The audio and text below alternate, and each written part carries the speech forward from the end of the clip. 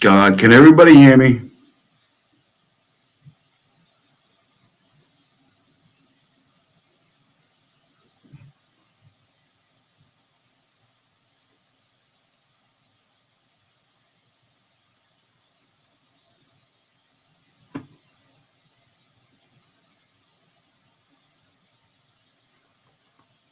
Can everybody hear me?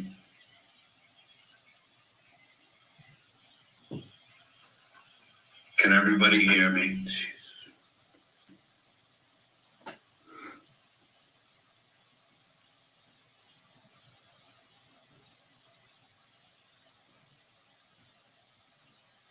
You can. Okay. I'm sorry. I didn't hit go live. All right. Sorry. I'm going to start this over. I want to let people filter in here. I don't even think anybody caught any of the intro, so I will play that again. Yeah. Just Andrew Timmons. Yo. I'm the man in charge. Triple dip justice. My reach is Strange credulity when you say it sounds like I'm in the shower. Are you serious, or should I take these headphones off? Does everybody agree with that?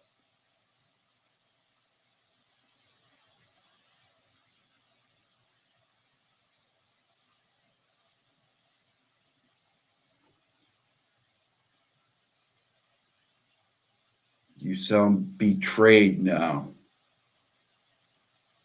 Okay.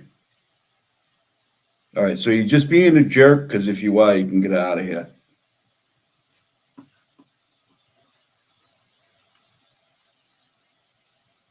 large, indicting T-Rex arms. Yeah, they on display. Short reach, big mess on a public way. Yo. Adjust your antennas, tune in tight. Cossy rules the bench, I'm the law tonight. Be so high, they touch the sky. The joke ain't over, just watch me fly. Adjust your antennas, tune in tight. Cossy rules the bench, I'm the law tonight. Be so high, they touch the sky. The joke ain't over, just watch me fly. Advanced years, wisdom stacked. Try me once, no turning back. James Jackson ordered, case dismissed. Cossy G strikes, you won't resist. Order in the court, the rhythm pounds. Justice echoes, breaking bounds. Prosecutor by day, mic in hand by night. Adjust your antennas, I'm the signal, alright. Antennas, tune in tight. Cossy rules the bench, I'm the law tonight. Be so high, they touch the sky. The joke ain't over, just watch me fly. Yeah, adjust your antennas, tune in tight. Cossy rules the bench. All right. Wonderful. All right. Okay. All right. So where do I want to start here? All right. So I'm not going to be going on camera because I have I've been sick for like 2 days, but I have what is the equivalent of a bullet hole right below my nose. It looks like somebody came up and shot me in the face. It's like, as a 52-year-old, you really don't get like zits or anything like that. But like once a year when I do, it's like somebody dropped a mini nuclear bomb on my face. So I'm definitely not putting myself on camera. So anyways, instead of showing you, I'm just gonna like not do it. So at least I'm honest, right? Yeah, TMI.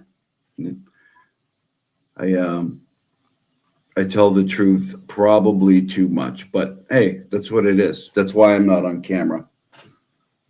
And that's what it is. I want to be honest with my antenna people. All right. So where did I want to start? I had all these things in like a chronological order, but somehow as you do it, they just get shuffled around, and then It's just, everything's off limits. So let me start here. Here's a little something that came up on my Facebook. They don't call them memories anymore, but just like it's from like 8 years ago or something. So this has always been funny to me. He goes to school and is in the play at the school, and then some other stuff. Big deal. So was I. He's not so special. Yes, he is. No, I hate him. Ugh. Ugh. Ugh. Ugh. Ugh. Ugh. But he keeps me company, Joe. Well, Sonny is my... That's a little clip from Moral Oral, if any of you guys remember that show. It might still be on. I don't know. It was on Adult Swim years ago. Man, they used to have such an awesome lineup. I got so much laughter out of that stuff. It was ridiculous. I don't even know what. Miss Jess. That won't be happening. Showed that many times, but it's like 10 years old or something like that. But anyways, I don't even know if they still have Adult Swim. I would think they do, but it's probably watered down at this point. Like I used to watch Squidbillies, like Metalocalypse, stuff like that. Moral Oral, Assy McGee was another one. Assy McGee. He was the detective who was just a butt and two legs, and he would go around solving crimes. Yeah. So, that was hilarious. That came up on my Facebook thing like yesterday. I'm like, yeah, I got to put that into my presentation. So, all right. So what did I want to show first? Let's see. Boom, boom, boom, boom, boom, boom, boom. Everything's all mixed up.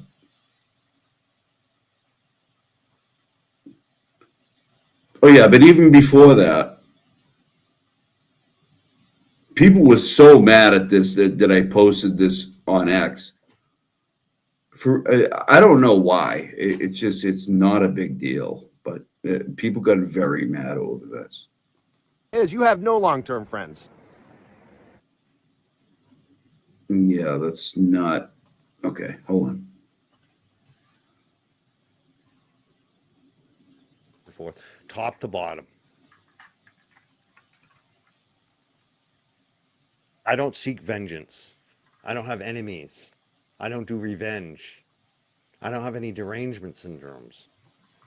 But I am reality-based. You're not ruining my life, because my life is still fucking good. Unlike yours. And that's the best revenge, bitch. Is my life is going to be good, and yours is going to continue to suck, because you're a piece of shit. You'll turn on your friends. You don't even know what friendship is. You have no long-term friends. I don't seek vengeance. I don't have enemies. I don't do revenge. I don't have any derangement syndromes. But I am reality-based. You're not ruining my life, because my life is still fucking good. Unlike yours. And that's the best revenge, bitch. Is my life is going to be good, and yours is going to continue to suck, because you're a piece of shit. You'll turn on your friends. You don't even know what friendship is. You have no long-term friends. Yeah, so for that, harmless clip where I play his own words, a guy threatened me. Says he knows where I live, and he's going to come down here. He's going to come to the Cape, and he's going to take care of me. So, but for that right there, that little clip right there. So I said, pack a lunch. You're going to need one. And he was very upset. And then, like, after a while, he just ended up LOLing, and I don't know if he was just like having fun or whatever, but you know, yeah. Go ahead, show up. You know, see what happens. That's not an invite, it's not a threat. But listen, I'm not gonna go on X and be like, you know, threatened by people. Like if you really like, I don't know.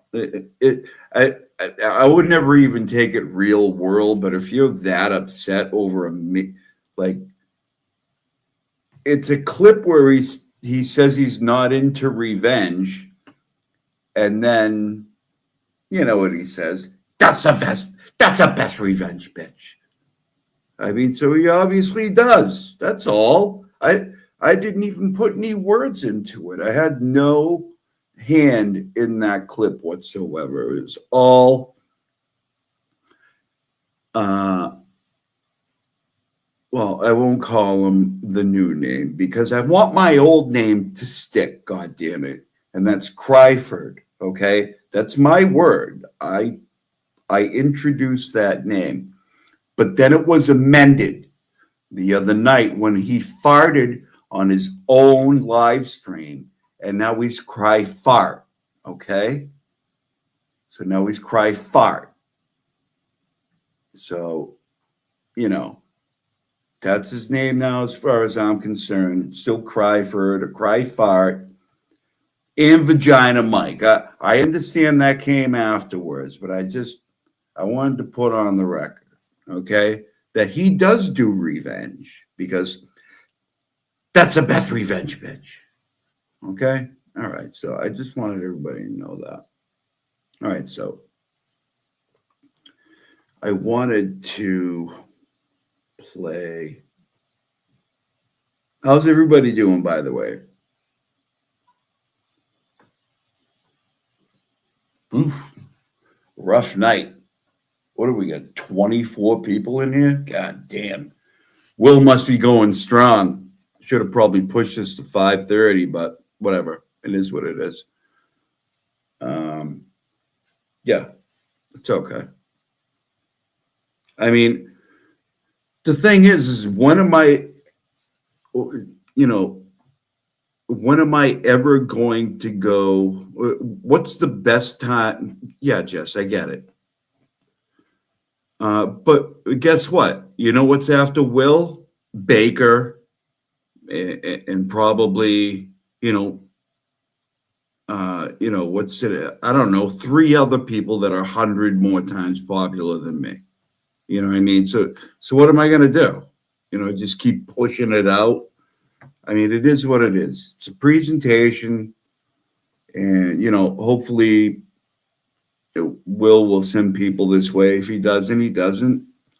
I mean, damn, I did my breaks the other day, and it got almost like 2,000 people. Well, not 2,000 people in chat, but views altogether. So, anyways, there's no way around it. There's so many people in this community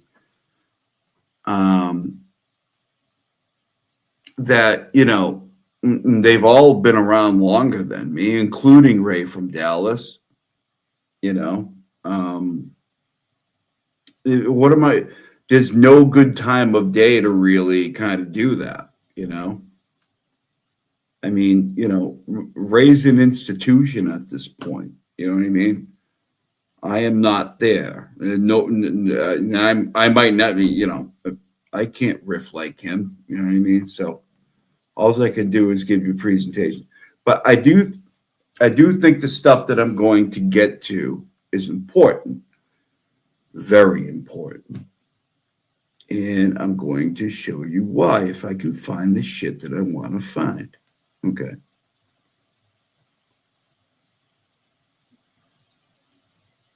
Oh, okay. Here we go.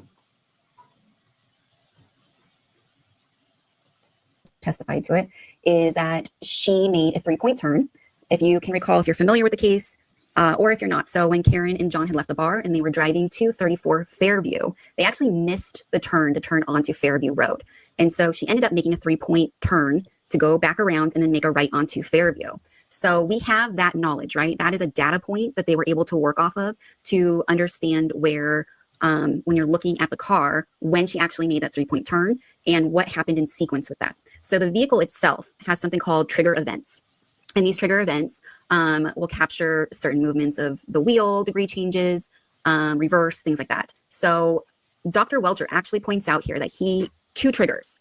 Trigger 1, he was able to match up to the 3-point turn that Karen made and flipped around. And they could tell this by the way her steering wheel degree changed, her reverse motion, her distance, then her forward motion again. And they were able to connect this to John's geolocation on his phone. So this was a puzzle piece that was matched up. So 8 minutes later, 8 minutes and 5 seconds later, after that 3-point turn is trigger 2. So the data shows that Karen's vehicle moved forward a bit, and then it recorded her reversing 87 feet at 74.5% throttle. Yeah.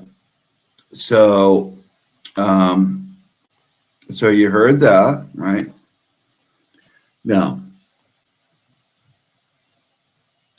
this key cycle thing, I understand, has been probably the most eye-glazing kind of, I don't care, kind of, I don't get it,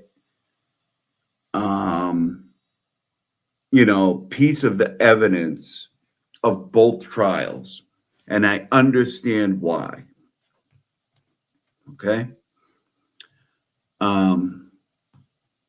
And so I'll just preface, yeah, okay, I can't talk.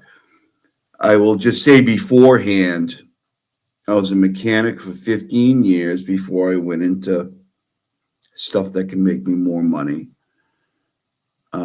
in auto mechanics, okay? So now when they talk about the key cycle thing, when they talk about 1162-2 is actually the number, right?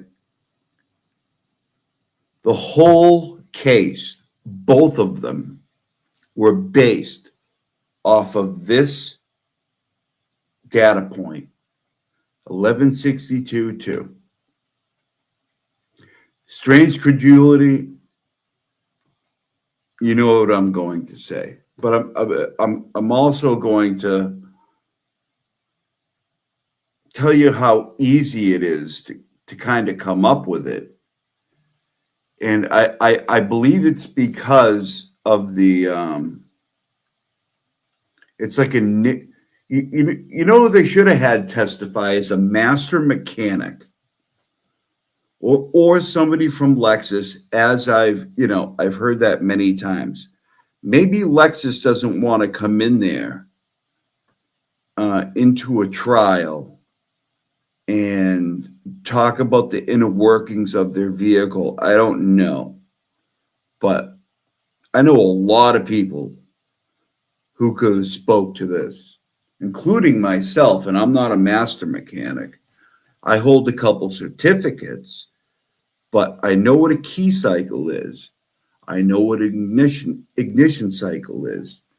And like even Turtle, I don't know if I should be doing this in Cossy voice, but Turtle Dove himself has even admitted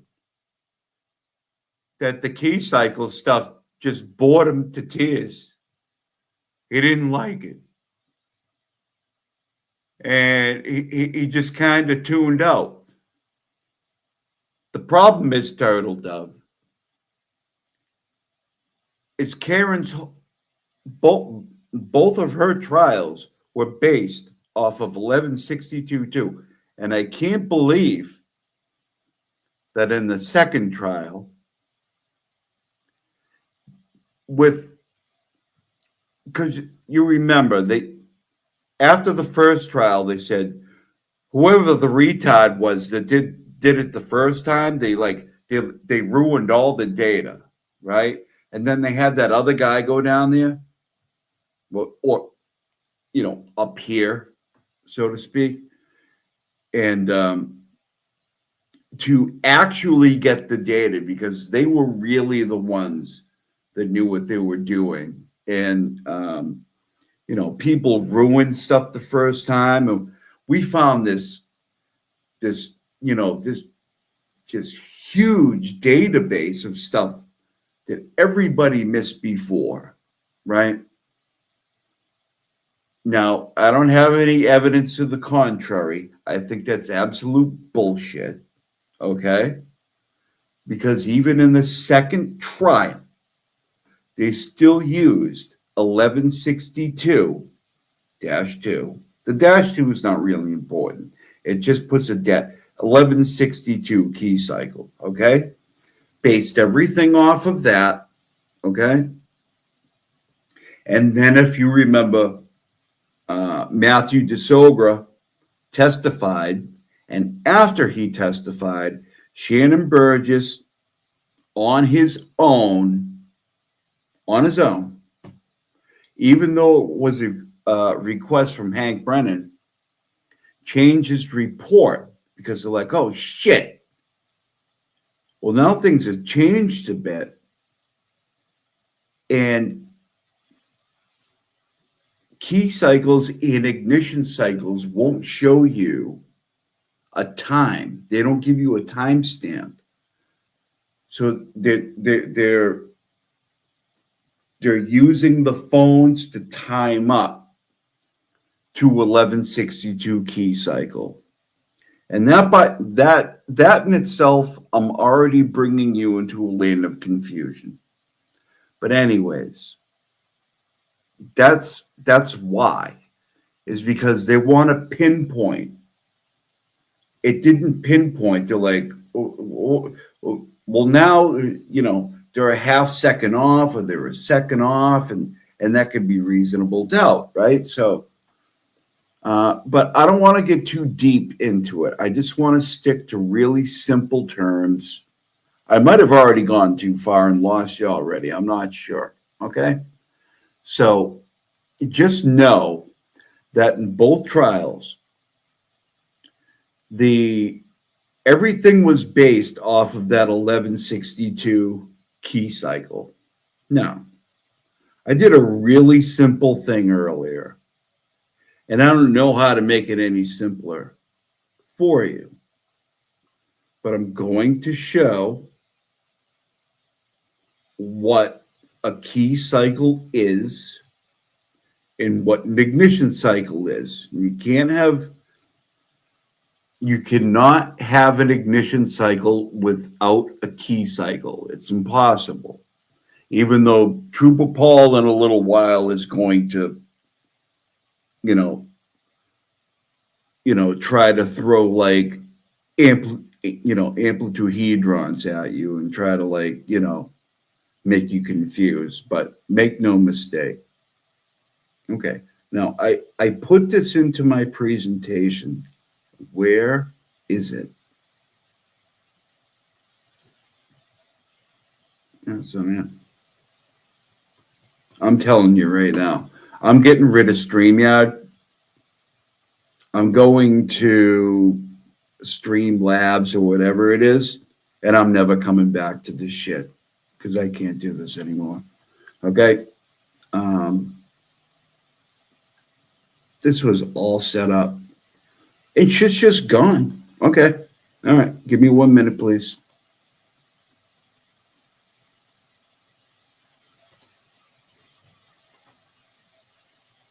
Oh my God. Okay. Great. All right. Take this. Get this out of here.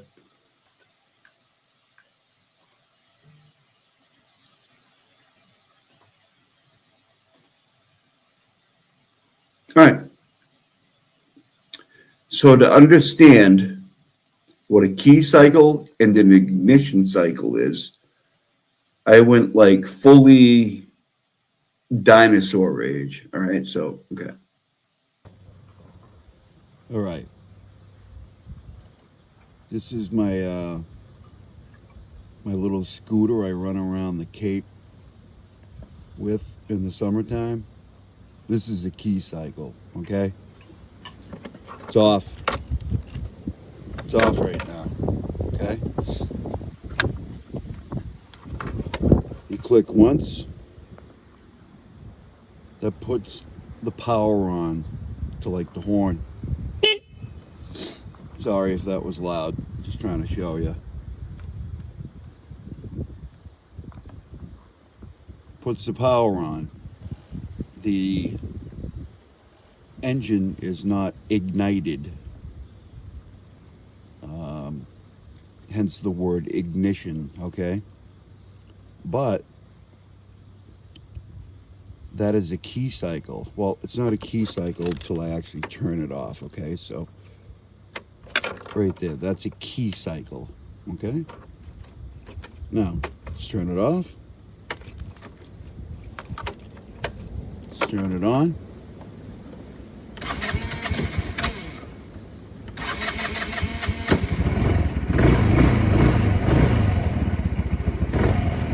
Now, I have just ignited the engine, okay? That is, okay. Now that I turn it off, that is an ignition cycle. But you can't, and this goes for cars, cars to anything you can think of. Anything with a push button, it's the same thing. You push the button once, you get the power. It's not yet started. You push it again, the car starts. It's the same idea, okay? Key cycle, ignition cycle.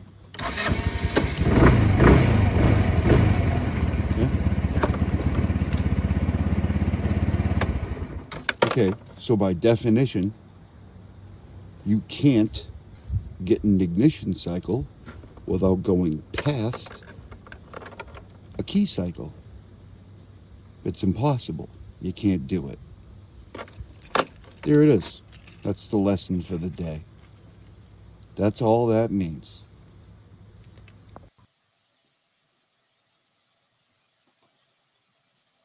I don't know if that helped anybody.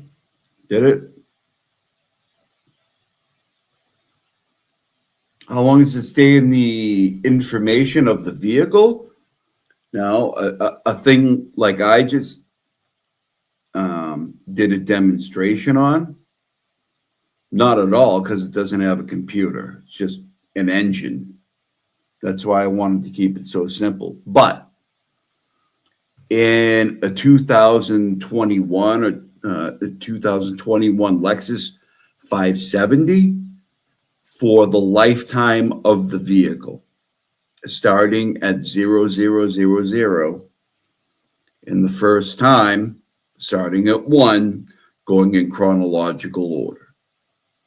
So, so they were basing the 1162nd key cycle. But it's almost misleading because it was an ignition cycle, because we can see all the times the vehicle was actually running, which means it would have to be an ignition cycle. And I just showed you the difference, right? With just a key cycle, you can't move the vehicle. Can't. Unless you drag it with something. Or like, I don't know, put it on it. Well, no, that's not even true these days. Okay. So it's got to be an ignition cycle, which we're going to hear Trooper Paul try to trip up Alan Jackson in a few minutes on the difference between the two. And he does that for a reason. Trooper Paul, as much as he's a dummy, he's a bigger asshole. Okay? Because he knows exactly what he's doing. He's no dummy. He's crazy like a fox. Okay? He knows what he's doing when he acts that stupid in court. It is a very good reason for it. I'm going to show you.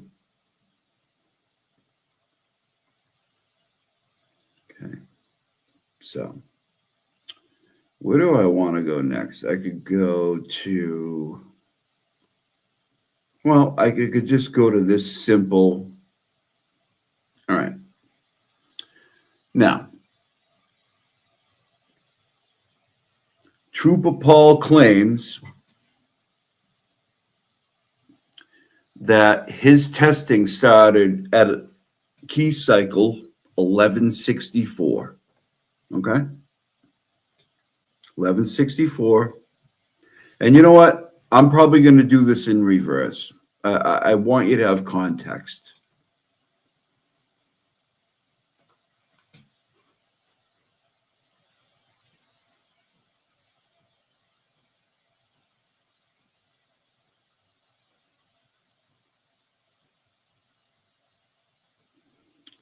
Is Trooper Paul even here anymore? Like I said, these files just leave StreamYard. I don't know. Oh, there he is. I'm sorry. I started bitching before I could see it. Okay.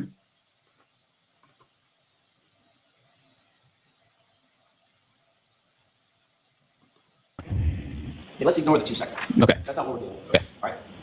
Let's assume that it's an old-fashioned type of key. Truck. Yes. That would be ignition cycle. I'm going to use your word. Key cycle, ignition cycle, 1163. Correct?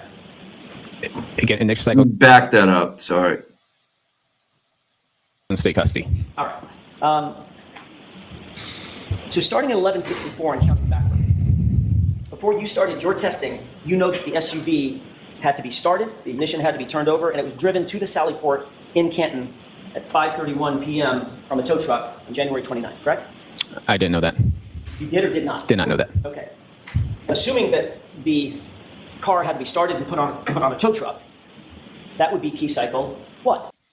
First of all, the fact that he says he didn't know that is absolute crazy town. It's ridiculous.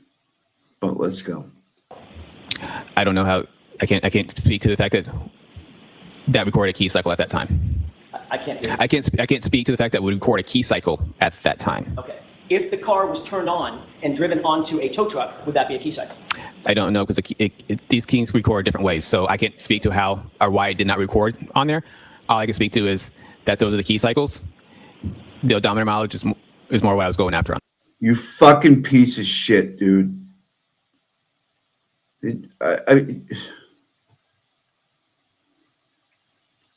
So let me back that up.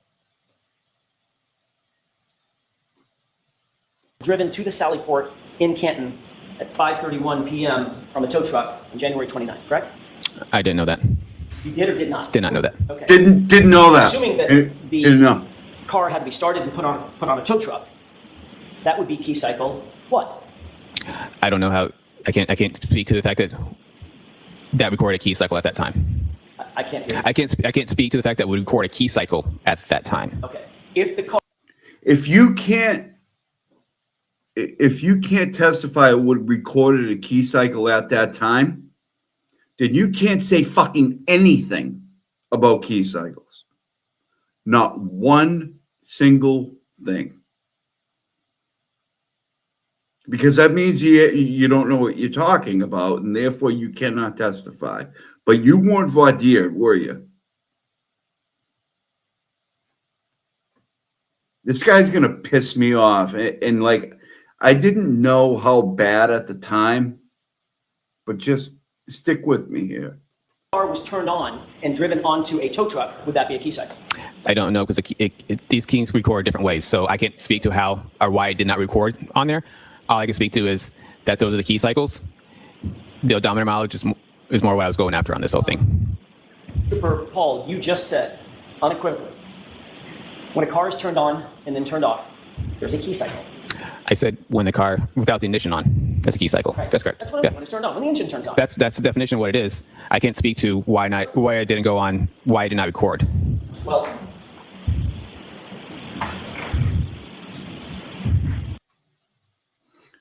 Why would you say it didn't record? He didn't say about anything not recording. And Trooper Paul's a little bit right here. A little bit right in the sense that if Jackson doesn't dive into this and know the difference between key cycles and ignition, he does, but he doesn't question him in the right way. Then Trooper Paul is free to be a fucking piece of shit and also be right a little bit. But that's not going to be true for long. Let's talk about the ignition cycles. Okay. Before 1164. Okay? Okay. Obviously, the car had to get to Canton PD because you saw it there, correct? Correct. Assume for purposes of my question, the car was turned on, and there's a video of it turning on, driving up onto a flatbed tow truck. Yes. That would be ignition cycle, I'm going to use your word, key cycle, ignition cycle, 1163, correct? Again, ignition cycle, key cycles are two different things. Which word do you want me to use? If you want to talk about key cycles, key cycles. If you want to talk about ignition cycles, it's ignition cycles when the vehicle gets turned on. A key cycle does not mean to be turned on. But every single ignition cycle includes a key cycle. You can't have an ignition cycle without a key cycle, correct? Well, if you want to talk about it, just use the key cycles or ignition cycles. I'm trying to make sure this gets out. I'm trying to make sure that this gets put out the correct way. Now he's just being a fucking asshole. And Jackson is right. Okay? You can have a key cycle without an ignition cycle because you can turn the power on to the vehicle, right? But you don't have to start it. You can just hit the button again and it'll turn off. Now, if you hit the button once, that's a key. Okay. You have to go through the whole thing. But that would be the beginning of the key cycle. What if you wanted to listen to the radio in the summertime in a parking lot while your grandmother goes into CVS to get her fucking blood thinners or something, right?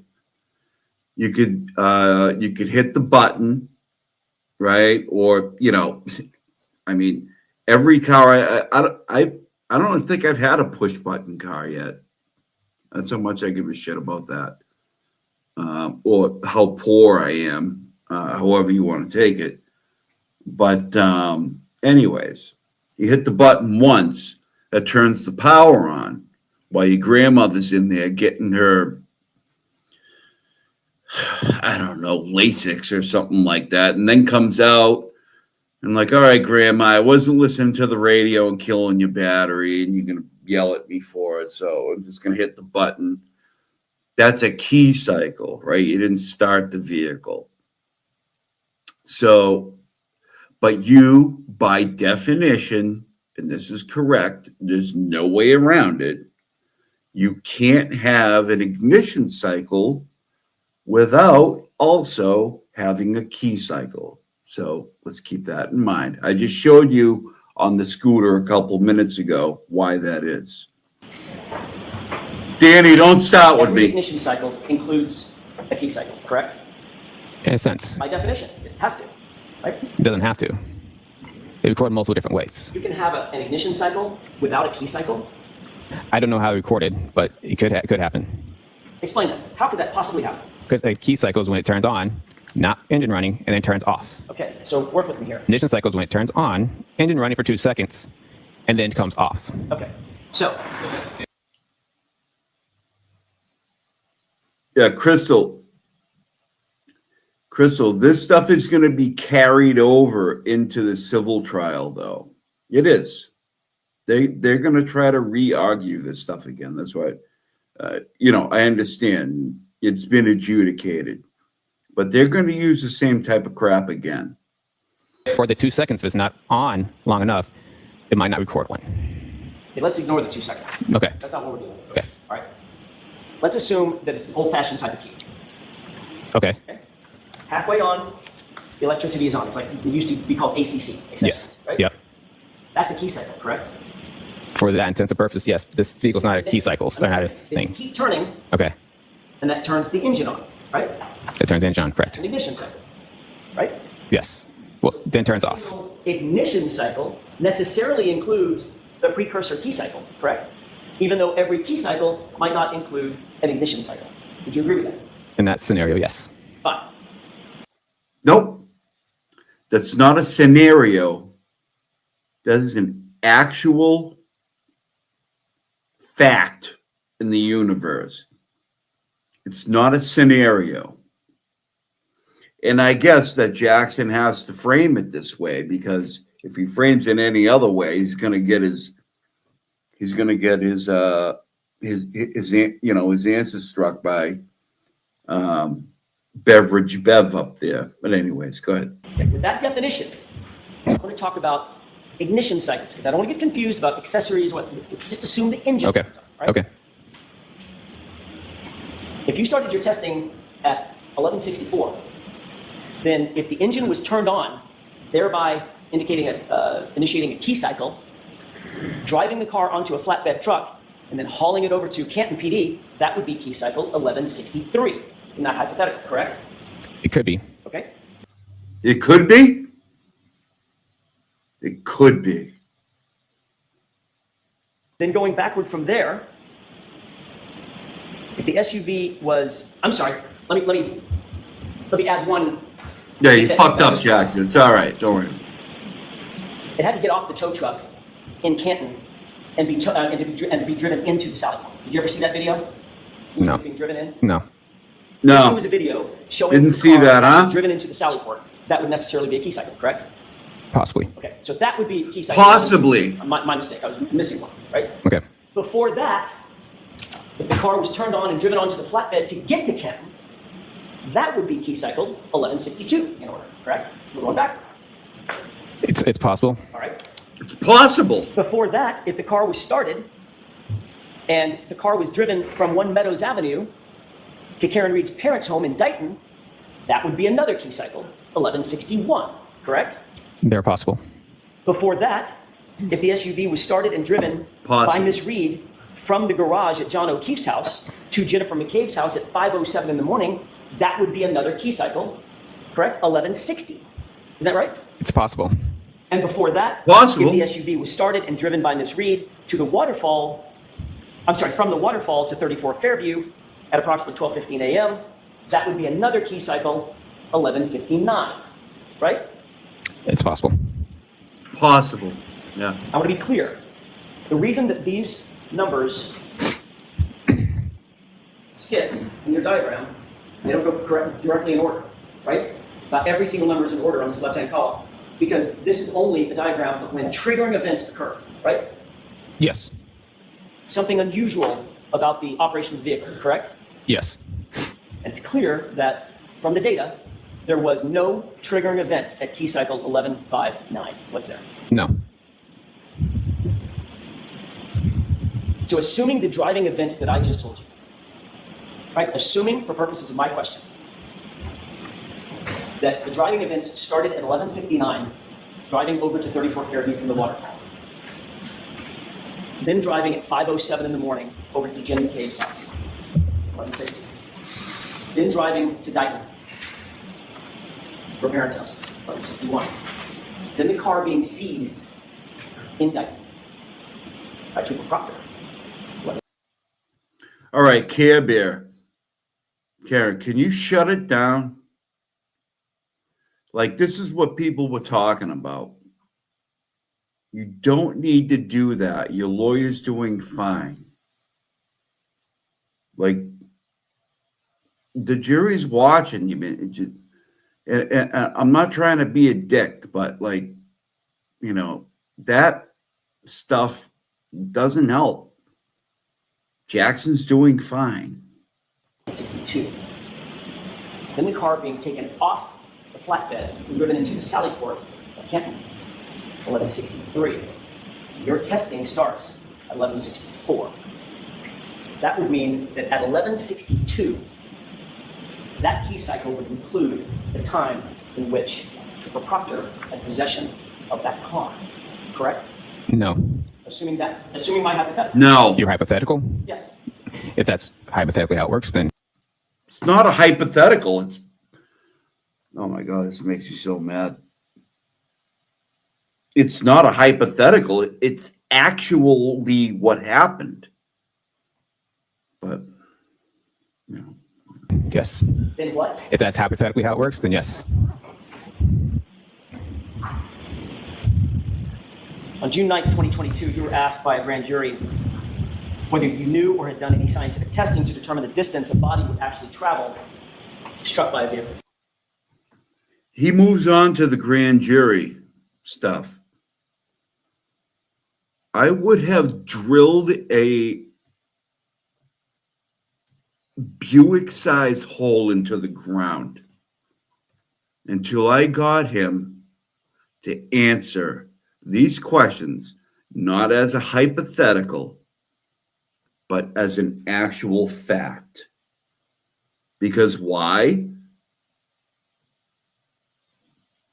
Because the Commonwealth data hinges on 1162 key cycle. Everything about it. The miles per hour, the reverse, the 18 or the 8%, steering, all of that, every single piece of it hinges on 1162. All of it.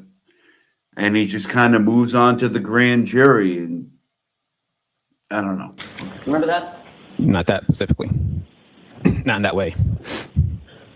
Do you remember answering that you had not, I'm just paraphrasing, that you had not done you hadn't finished your report yet?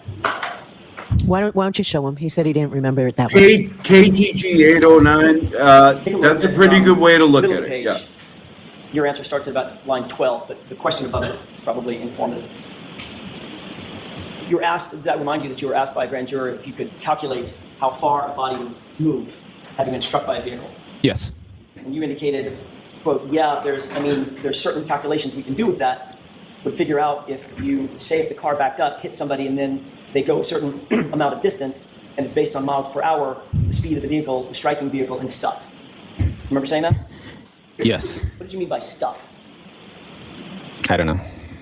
You said that the calculations were based on miles per hour and stuff. I don't know what the fuck I meant, dude. Did you ever do any stuff What am I, a cop? to test that? Grand jury's question. No, we cannot calculate anything from this collision. Say that one more time. We cannot calculate anything from this collision. Who's we? Me, the role me. Well, you know John O'Keefe's weight, right? What's that? You know John O'Keefe's weight, 217 pounds, right? Yes. Did you know I that? do now. I don't know his weight, no. You know the weight of the vehicle? Yes. What's the weight of the vehicle, gross weight? What's the gross weight? Yeah. I think 7,300 it's approximately 7,300 pounds. Yeah. Were you able to calculate the mass of the vehicle? I did not calculate the mass of the vehicle. What for, Well, you told bitch? the grand jury you were planning on doing that kind of stuff to calculate how far a person would travel being struck at that speed with a car of that weight. You didn't do those calculations? No, because the calculations would vastly underestimate the speed of the vehicle. What? You testified, again, my report isn't done yet. I'm going to look into it. I'm looking into all that stuff, end quote, correct? Yes. There's that word again. It's been more than 2 years since that statement at the grand jury. Is your report finished? Yes, it is. Did you engage in any of those calculations? I looked into it. This type of collision I would not be able to use the formulas for this type of collision. Well, let's talk about those formulas. How would you calculate how far a body at rest would travel after being struck by an object in motion? How would you calculate that? In pedestrian collisions, I use a Searle throw formula. Oh, what formula? Searle. What does that mean? It's a type of formula that we use for a calculation of post-impact speeds for pedestrians. That includes certain principles. Yeah, that would refer to Dr. Searles. In the 60s, he came out with a formulation based on momentum, mass, and how a pedestrian would be struck in the way that would be projected. But that deals with a direct hit. In other words, say, you're walking down the street and you get hit with the,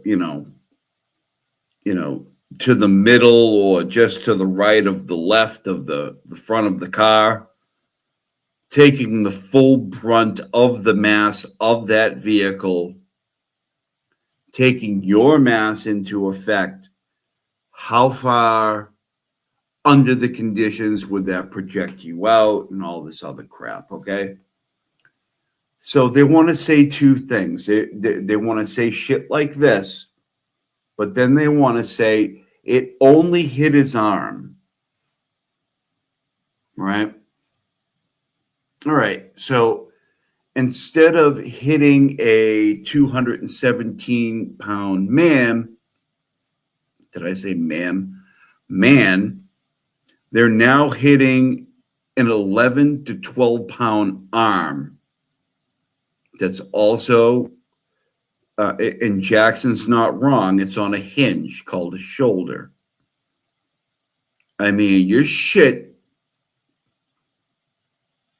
would be,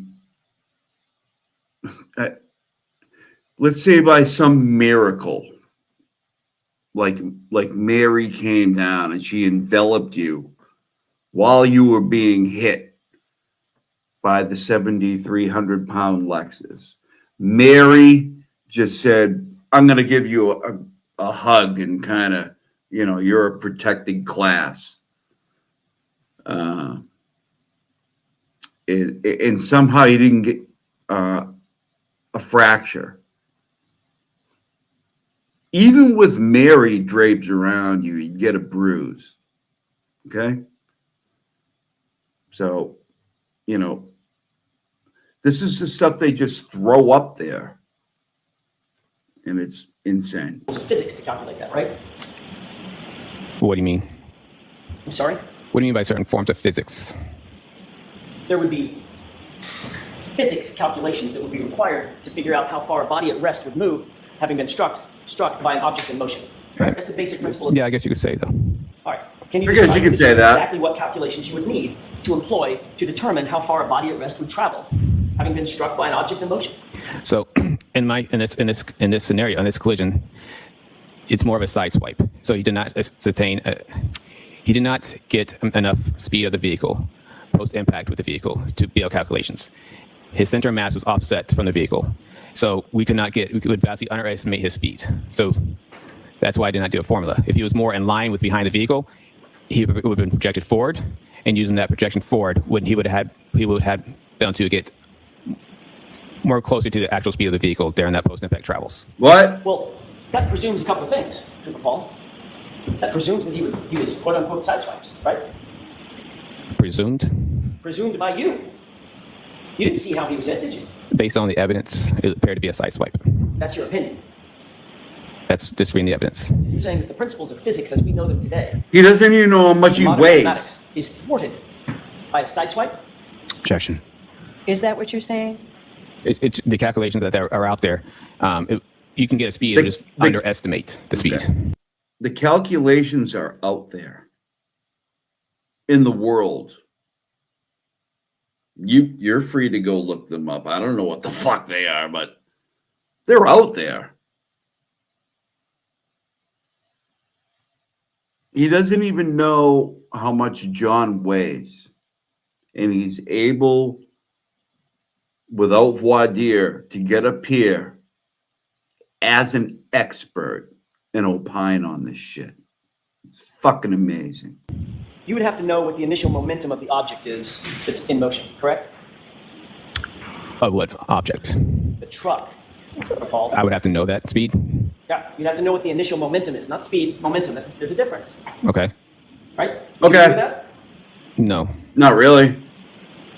You wouldn't have to calculate what the initial momentum is of the object in motion to Why? determine the distance of the body at rest would move. Huh? In that sense, are we talking about trying to find the speed of the vehicle? That's usually what we're trying to do. Right. Okay. Well, let's put the speed of the vehicle aside. Let's talk about initial momentum. What's the formula for calculating initial momentum? There's different types of momentum formulas. Well, there's I love actually this one. momentum I love formulas. this. To calculate momentum. Objection. Sustained.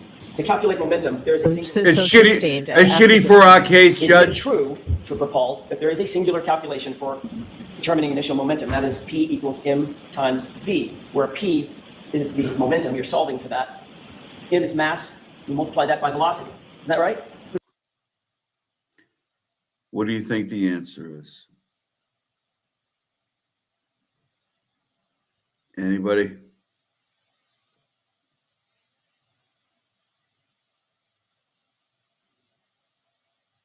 It'll amaze you. Pretty simple. You wouldn't use that in a pedestrian collision. Oh, because the pedestrian's somehow magically out of the realm of physics? Objection. Sustained. Is a pedestrian out of the realm of physics and calculations? No, it's the weight differential between the pedestrian and the vehicle. So if the vehicle is too heavy and the body is too light, you can't calculate the initial momentum of the vehicle? Yes. Got it. Where'd you learn Yes. that? In Yes. my math class, since we don't use momentum for vehicle to vehicle. Math class? The fracture construction classes I have taken. Got it. Do you Got need it. to apply the theory of conservation of momentum in calculating these data? And listen, this bald shaming, I've been dealing with this for months, okay? There are good people in Massachusetts that are bald and also good people, okay? So I ain't gonna take this Rogaine shit, lefty lulls, in my, no, I'm just kidding. I understand. Everybody's bald out here. I think it's something in the water. I think there's cancer in the water or something. I don't know. Do I need to calculate the conservation of momentum? Or calculation, of conservation of momentum? Yes. You know what that is? There's an equation for that as well, right? Yes. You know what that is? Not off the top of my head, but yes.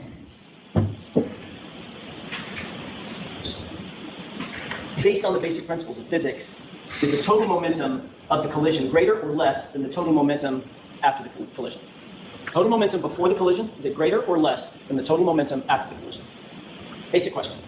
What type of collision?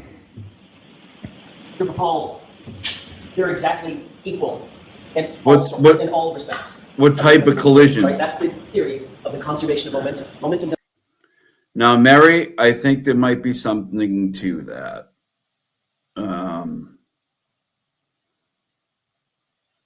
Yeah, there's something up in that. What the fuck? Milham. There's something. You guys got poison going on. I know you live near Milham, and you guys got poisonous waters going in there. So I blame it on your neck of the woods, Mary, not mine. Doesn't change. It's Yes. transferred from one body to another. Yes. Correct? Correct. Why didn't you say that to the jurors? Objection. Sustained. Trooper Paul, if you were qualified to, quote, look into all this stuff, you would probably know these answers, wouldn't you? Objection. Sustained. Are there any other calculations that you need to figure out the stuff that you were talking to about with the grand jury? Objection. Sustained. How about calculating the final velocity of the objects after the collision? Would that be important? What objects?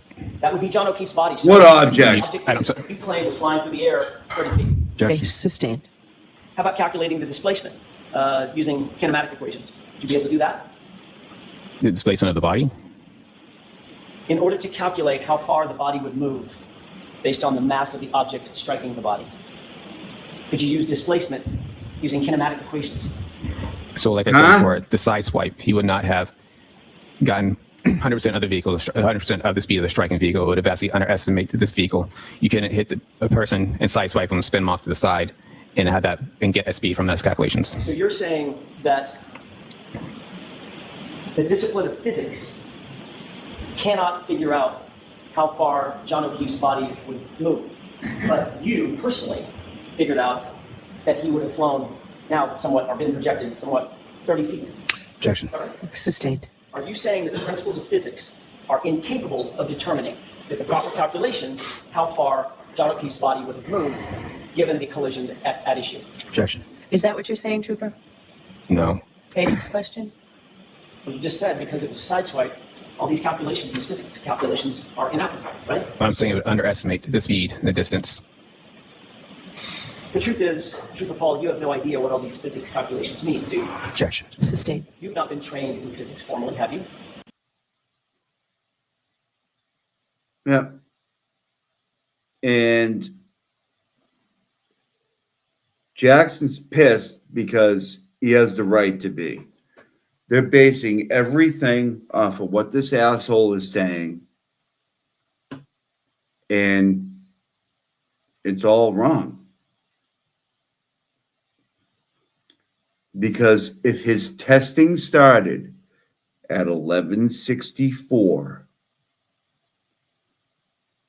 it's not even in the discussion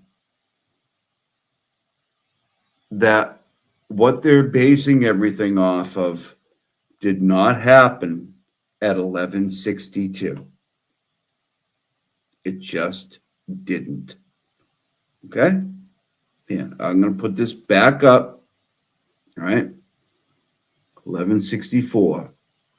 Testing on Reed's vehicle. Okay? 11:63. The Lexus comes off the tow truck and into the Sally port, right? So I thought this was bullshit for a long time, and I never believed anybody. I'm like, it can't be that easy. They have it on video that 11:62 cannot be that video when you see it at in Dighton. Was it Country Lane in Dighton, her parents' house? I believe that's where they got it, right? Pulled it out. Looks like a good ways. It looks like it could be 60 feet. Probably spun its wheels a bunch. Did a 3-point turn and then drove up an incline onto the tow truck. I'm like, it can't be that easy. Like they wouldn't make that mistake. I mean, it's in front of everybody. They're gonna know, but apparently that's what happened. Because if we just reverse engineer it,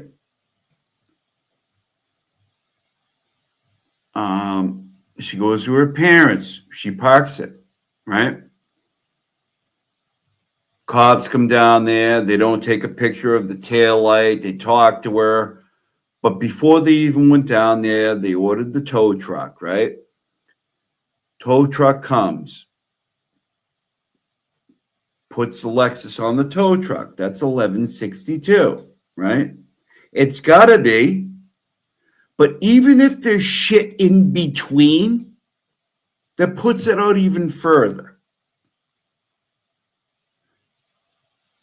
This is only off of going the stuff that we can see on video. Okay? So any stuff in between, wait a minute, but she could have went to 18 stores in between. Yeah, well, that puts it way out more than 11:62. Or, you know what I mean? It puts it way more, it skews it even more, right? So it's just insane to me that just, I mean, even from, almost a year, I don't know if it was a year to the day, it was very close between the hung jury and the retrial that this wasn't sorted out. I have no idea how that happens.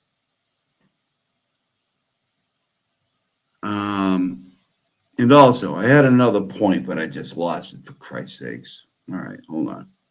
Let me see if I can.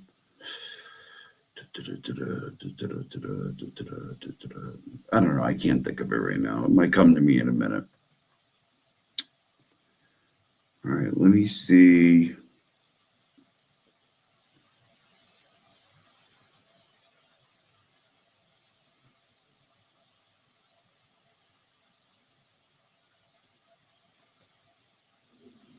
Oh, wait a minute. And by the way, the reason Jackson's so pissed at the end of that is because he knows how important this is. And he knows what Pooh Patrol is doing. He knows it. And nobody else can really see it because they're like, well, what is this technical crap? I can't even, I don't even want to hear about this. What does it even mean? I mean, geez, I mean, was she drinking? You know, and like, you know, it just, I can't, everything is based off of this data point. Everything in both trials. And going forward into the civil trial will be based off of this. And there's no way that it happened. None. Oh, and this was my point that I was going to bring up. So like 3 hours ago, when I was getting ready to put this thing together, go ahead and take a minute and search on YouTube right now, Karen Reed's Lexus being put on tow truck or flatbed. Go ahead. Where you guys remember that one where it's like the snow is really deep in Dighton and it backs out and it reverses and then it goes into, goes into drive and it goes up and it probably spins its wheels at 22 or 24. It doesn't even matter at this point, right? And it goes up to the flatbed. And then you see it, and then they're like, oh, that's the taillight. Look at the taillight. There's still a bunch of red there. You know what I mean? Go ahead and try to find that right now because I couldn't earlier. I could not find. And I tried, I don't know. I don't even know. I can't show you this right now, but because I'll probably lose a StreamYard or something, but I tried 5 different searches. Karen Reed's Lexus being put on flatbed, Karen Reed's Lexus being put on tow truck, Karen Reed's Lexus in Dighton being put on tow truck in the snow. Go ahead and look for it. And if you find it, if you find like the whole video, please let me know because I can't find it. And that was not a hard thing to find, like not that long ago. Be in Trouble has the whole thing. I thought about looking at his. But like, why isn't that? That's weird to me. Call me a conspiracy theorist. Why is that should be like readily available? Anyways, what was I about to do? Okay.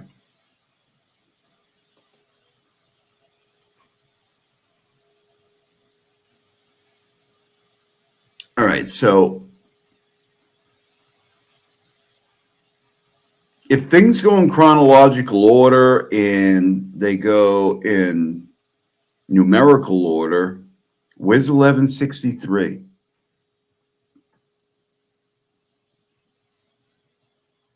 You found it, Sue R.I.? You found the whole thing?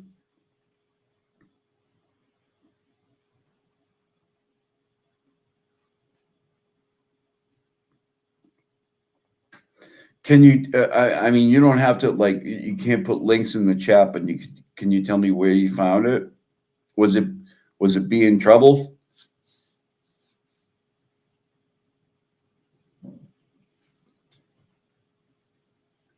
Yes, I saw it being put on the, right.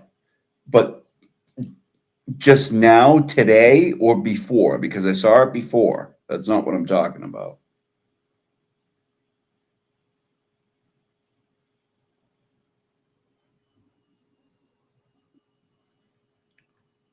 Yeah, if you have it, email me at lugg5000, lug5000 at gmail.com.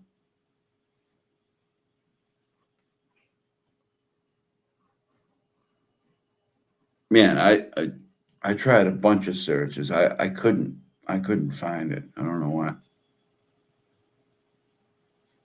All right, got that? Thank you. I appreciate it. I'll check that out. I don't know why I couldn't find it. Maybe it's just me. But I'm like, they can't scrub the internet for this shit. I mean, come on. But also, where's 1163? Can anybody explain that one to me?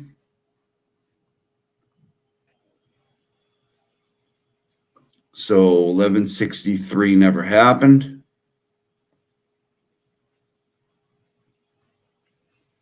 I don't get it. All right. There we go.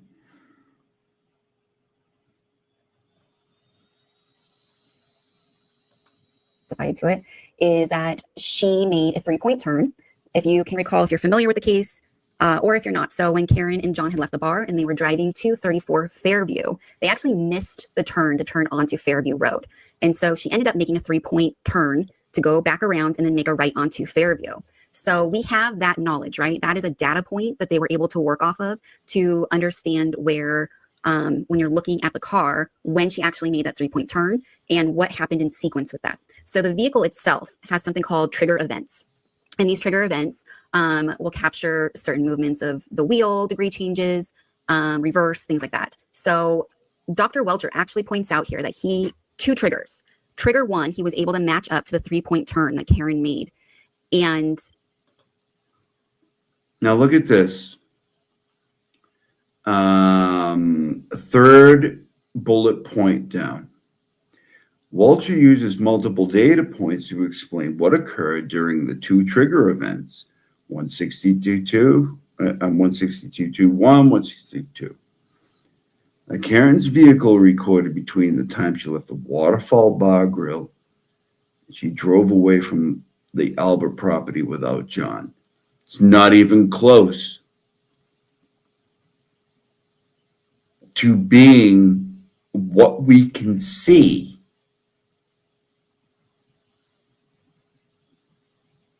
by Trooper Paul's own words. If his testing started at 164, there's no way this third bullet point holds up.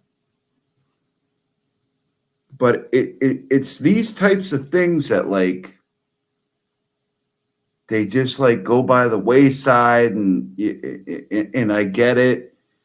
At some point, you don't want to bore the jury to death, and I get like moving on like to stuff that they can really kind of grasp and understand, but this is the most important data point in both trials and possibly going forward in the civil trial as well.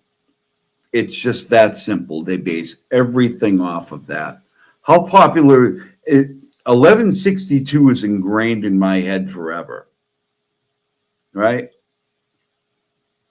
And, for a while, I was just like, I don't give a shit about this either. Like, until you really dig into it.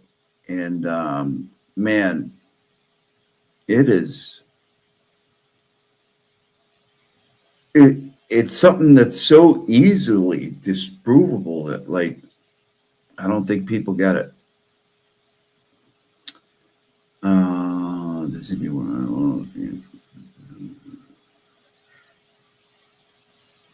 Yeah, I think Blue Man Group's a fucking weirdo.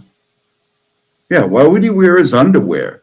What would be the difference if you wore some other shit? What a freak.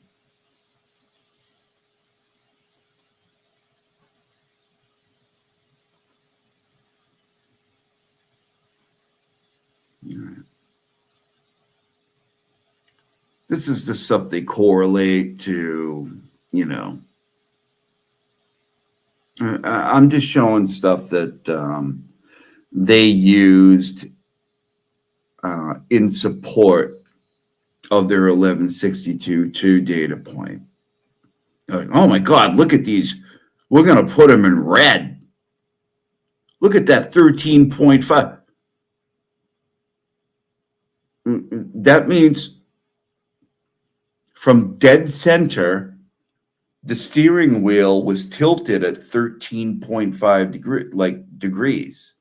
Like, who cares? It's just like throwing in graphs and like, here, look at this shit. You're not going to believe this. See how he got that in red? Oh my God. Can you believe they actually did that? Like, it means nothing. And listen, this is the other thing. None of it, absolutely none of it, proves a pedestrian strike. None of it. None of it. Now, if a crash sensor went off, one of the crash sensors were triggered, yeah, you'd have an argument. Like, what did she hit so hard that it triggered a crash sensor? And I don't even know how many crash sensors on that particular vehicle, but none of them were triggered, right? But then again, it was just his arm, so it wouldn't, I mean, so they did a good job muddying up the waters in both criminal trials. They did a good job muddying up not so much the second, right? Because, not guilty.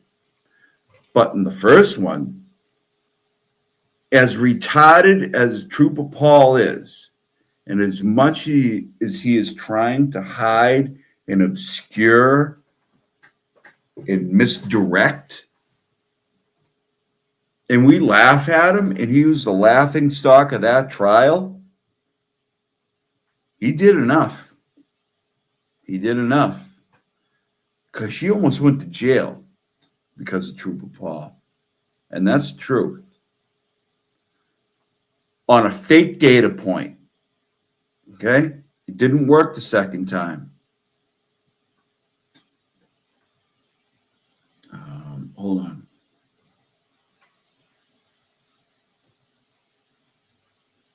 All right. Hold on. Give me a second, please.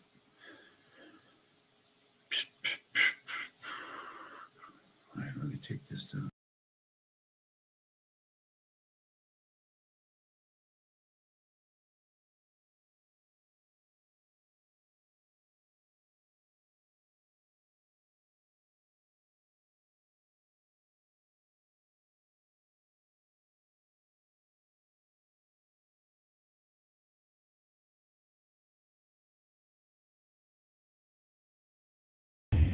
Okay, let's ignore the 2 seconds. Okay. That's not what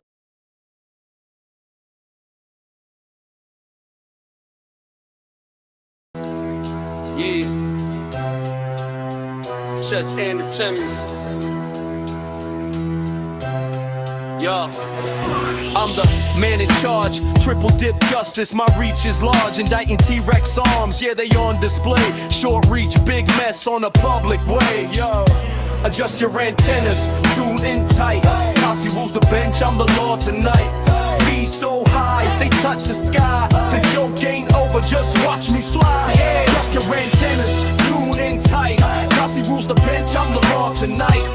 Be so high, they touch the sky, the joke ain't over, just watch me fly. Advanced years, wisdom stacked, try me once, no turning back. James Jackson ordered, case dismissed. Cossy cheek strikes, you won't resist. Order in the court, the rhythm pounds. Justice echoes, breaking bounds. Prosecutor by day, mic in hand by night. Adjust your antennas, I'm the signal, alright. Antennas, tune in tight. Cossy rules the bench, I'm the law tonight. Be so high, they touch the sky. The joke ain't over, just watch me fly. Yeah, adjust your antennas, tune in tight. Cossy rules the bench.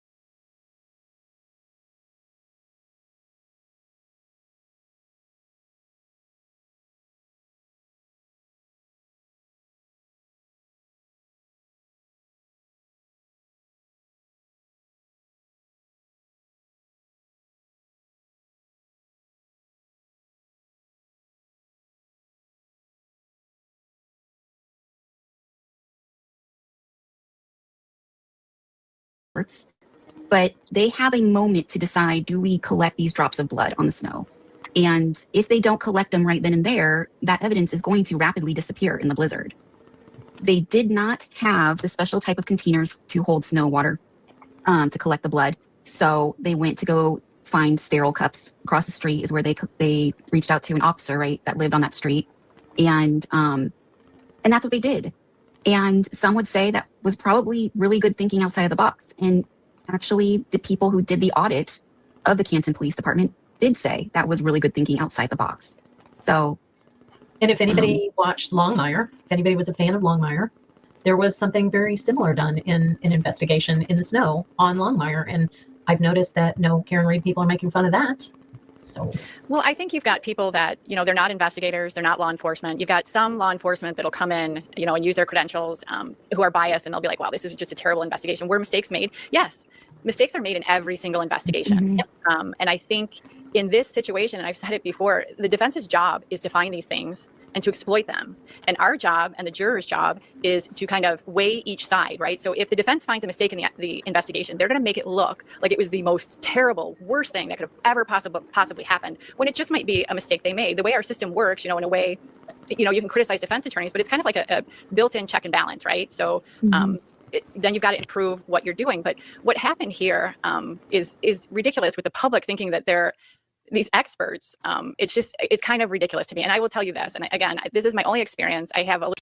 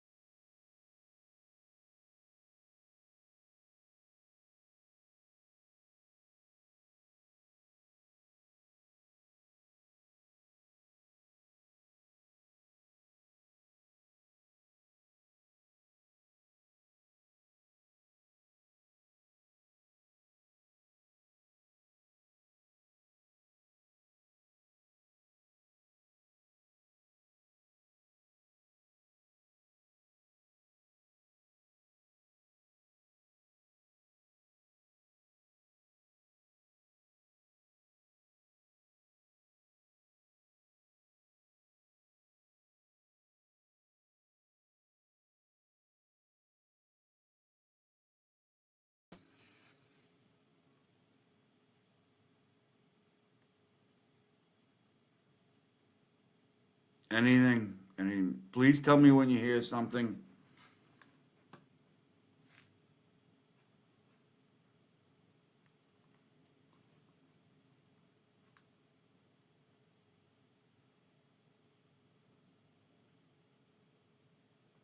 Am I back? Can you hear me? Jesus fucking Christ. As soon as I'm done with this, I'm getting rid of StreamYard. I'm done with this shit. My whole, everything's gone. All the shit is gone that I had lined up. Everything. Great. That's awesome. It's fucking great. Love it.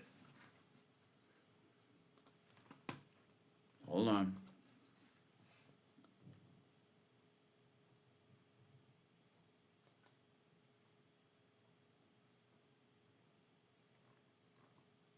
It's all gone. Everything's gone.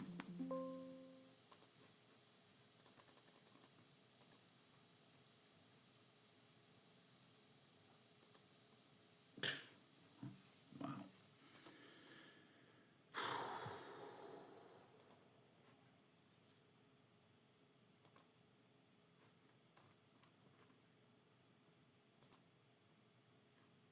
Yeah, it's all gone. Everything I had here is gone.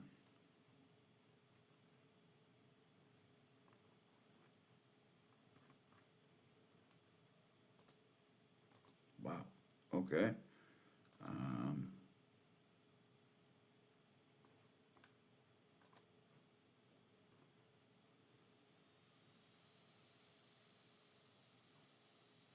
Fucking unbelievable.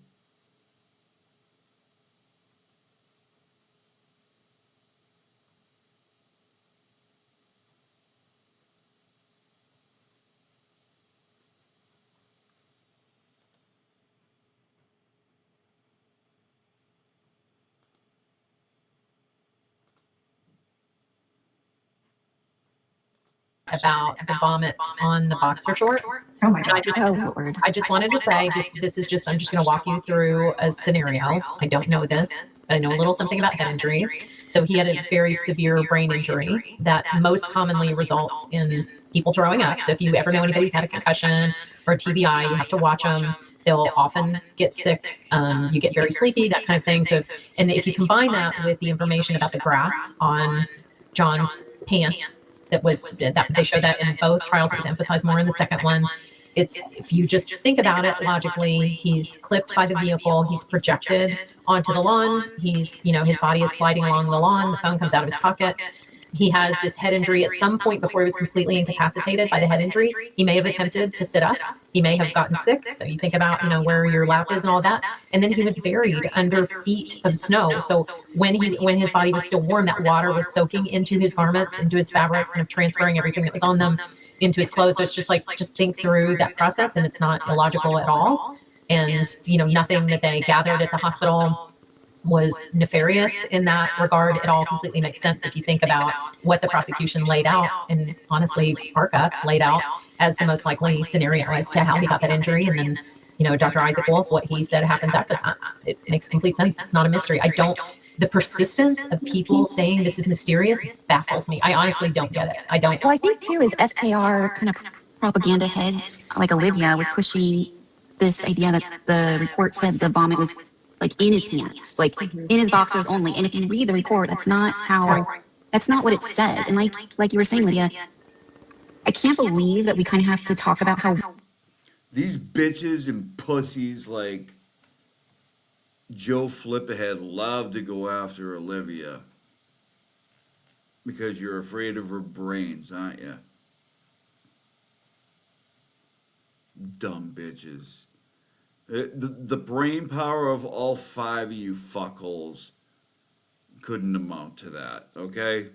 So I get it, I understand why you go after her, but not so much Flipperhead because he's a guy, and then he employs angry marsupials to go after her instead. But I understand why you five catty bitches want to do it, because Well, I mean, it's pretty clear, isn't it? Waterworks and snow. But if you have fluid on you and you're laying in slush and snow, that water is going to the fluid is going to mix along with the water and it's going to expand and clothing is going to soak things up. Right. And so if he vomited on his, if he had vomit on his jeans, the likelihood that he's going to have fluid on his boxers is very, very high.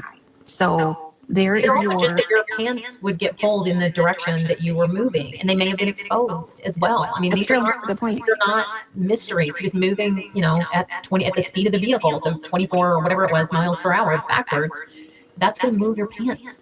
It's not hard math, and I don't get why it's a mystery, but that's my answer. Okay. So, what this woman is saying right now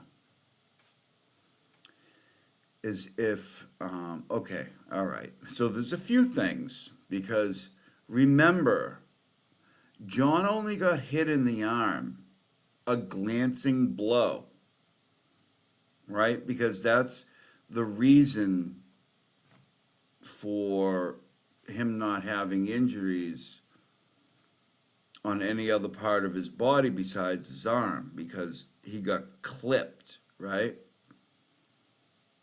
So, yeah, Danny, I paid for mine too, believe me. Like a couple days ago, a lot. And it's a learning curve or something. But I also don't get Discord either, so I'm not surprised. That thing can fuck off too. Anyways, what she's saying is like,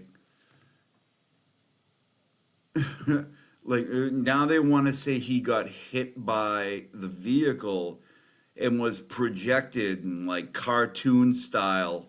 Like if he got hit by the car, it was like, "Whoa!" And if you could picture him like with his arms like outstretched and like in the shape of a U while he's flying and puking at the same time, like, and gravity is like going down into his boxers, because that's what she's saying, right? Then that would be a reason why vomit would be there, right? Hold on though, I just want to make sure I'm hearing her correctly. there is It's just your that your pants would get pulled in the direction that you were moving, and they may have been exposed. likelihood that he's going to have fluid on his boxers is very, very high. So there is It's just your that your pants would get pulled in the direction that you were moving, and they may have been exposed as well. I mean, That's these true. are Good point. these are not mysteries. He was moving, at 20 at the speed of the vehicle, so 24 Right. or whatever it was miles per Even hour Carrie backwards. Lam is like, yeah, That's I'm gonna not move on your board pants. with this one, bitch. It's not hard math, and I don't get why it's a mystery, but that's my answer to the question. Well, Kyle you know what? also I'll pull asked- that report up. Sorry. Okay, hold on. But Injury at some point before he was completely incapacitated by the head injury, he may have attempted to sit up. He may have gotten sick. oh yeah, this one. Okay, I'm just going to walk you through a scenario. I don't know this, but I know a little something about head injuries. She knows a So he little had a something very about severe head brain injuries, injury but doesn't that most qualify commonly that with results anything. in people throwing up. So if you ever know anybody who's had a concussion or a TBI, you have to watch them. They'll often get sick. You get very sleepy, that kind of thing. So if you combine that with the information about the grass on John's Grass? pants, Wait, hold that on. was they showed that in both trials There's and another emphasize more in the thing. I thought the grass was so hard as to be concrete in nature. That's how he broke his head, right? So, okay. If the grass was just as hard as concrete or hard as a rock, as you know, I think Hank said at one point, as being hard enough to break his head, which I think is another Hank term, and get the cool counter cool, a brain injury on his on his head. Why would there also be a sea of slush, ice, and water around him? and get grass stains on his pants. Let's try to Second make one, sense of this it's one. if you just think about it logically, he's clipped by the vehicle, he's projected onto the lawn, his body is sliding along the lawn, the phone comes out of his pocket. He has this head injury at some point before he was completely incapacitated by the head injury. He may have attempted to sit up. He may have gotten sick. So you think about, where your lap is and all that. And then he was buried under feet of snow. So when his body was still warm, that water was soaking into This lady hasn't found her lap since 1988, by the way. So I just thought I'd throw that in. his garments, into his fabric, kind of transferring everything that was on them into his clothes. So it's just think through that process, and it's not illogical at all. And, nothing that they gathered at the hospital was nefarious in that regard. It all completely makes sense if you think about what the prosecution laid out, and honestly, Parka laid out as the most likely scenario as to how he got that injury. And then, Dr. Isaac Wolf, what he said happens after that. It makes complete sense. It's not a mystery.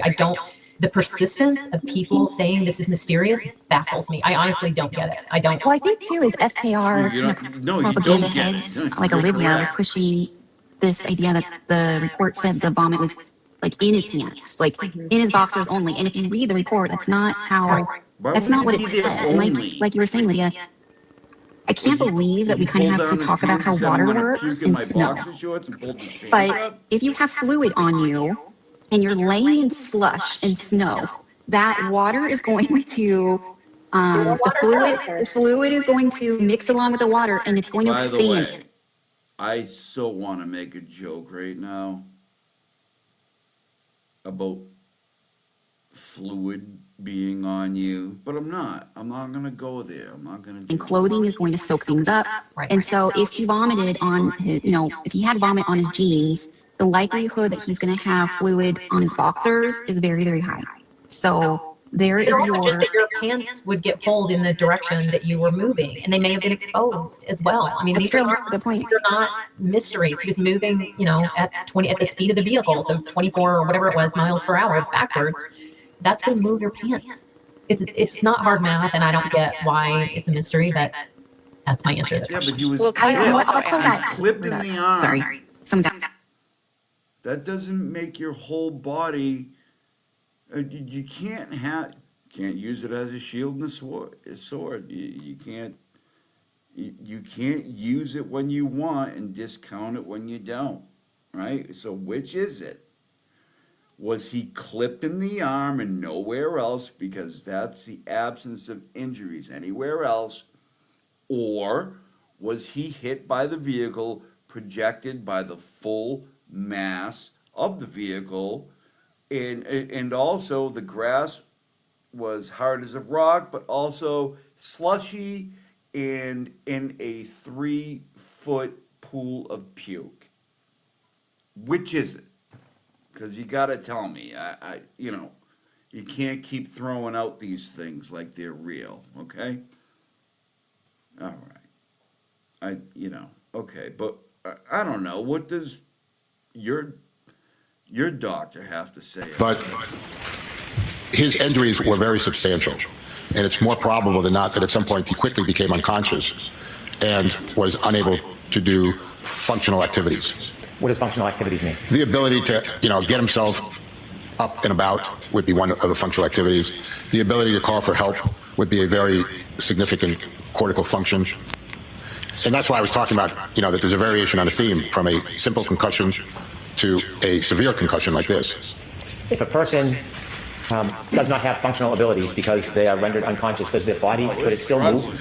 Yes, this is the interesting thing about our brain. So the cortex, which is the top portion of your brain, can get separated from your brainstem functionally. And what happens then is that your body is not acting autonomically, meaning vegetative. So why does that happen? We think it's because as we were a caveman, and if a caveman became unconscious, as an animal came up to eat it, the animal would touch it. Well, you have these automatic movements. One of them is called decorticating, which is where you draw your arms like this and you throw your feet out. And then a worse neurological situation.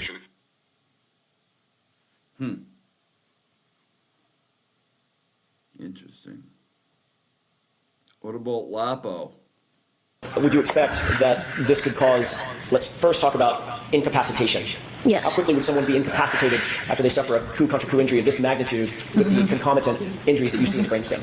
Well, there would be two parts to what that injury would cause the body to do. First, there would be immediate unconsciousness because of the transfer of all the energy to the brain and the massive skull fractures. So that, excuse me, so that would disrupt the normal function of the brain and produce immediate unconsciousness. Then the brain would start to swell, and within 15, 20 minutes or so, then that brainstem starts to go down the opening in the bottom of the skull, and then the blood vessels are broken, the brainstem gets compressed, and the centers in that brainstem which control the heart and the respiration then stop. So you go unconscious, brain swells, then you die. Turning to the actual, your review of the actual brain, in this instance, Mr. O'Keefe's injuries specifically, did you reach any conclusion or opinion to a reasonable degree of medical certainty about his incapacitation, the length of time it would take for him to become first incapacitated and ultimately to be rendered dead? He would be immediately incapacitated with a decreased level of consciousness. Once he received that impact on the back of the head, he would not be able to make any purposeful movements.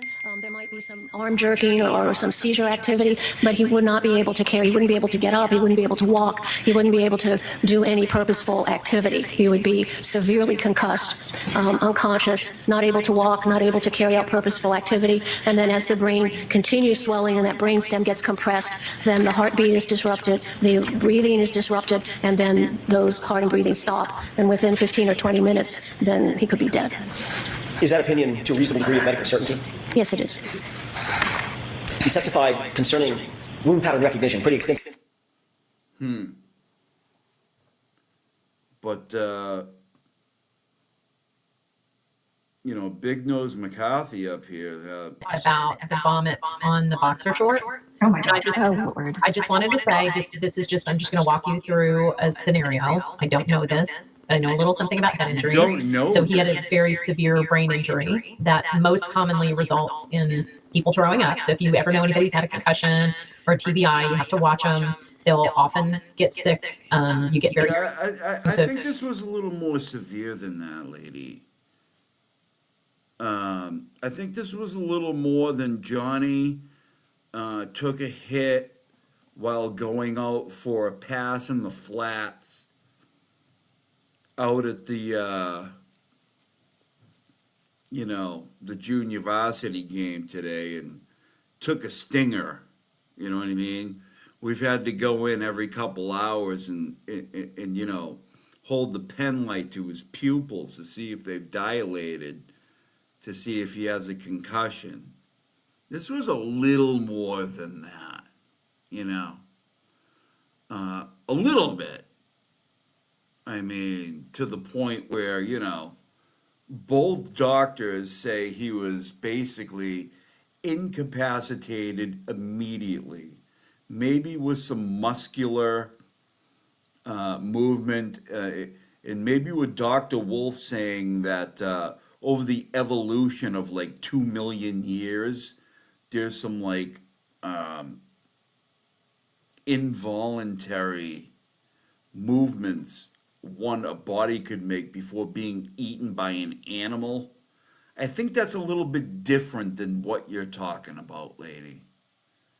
But, you know, just, they like to call us like, you know, delusional and, oh, these people just don't listen to reason. And, you know, they just, you know, they take one thing and then they bring it over here and then they think it, you know, kind of connects to that. Like, they just get on here and say shit. If they show it, like, it, and they've showed a couple, like, documents, but have they, like, really showed anything? They just get up here and say shit.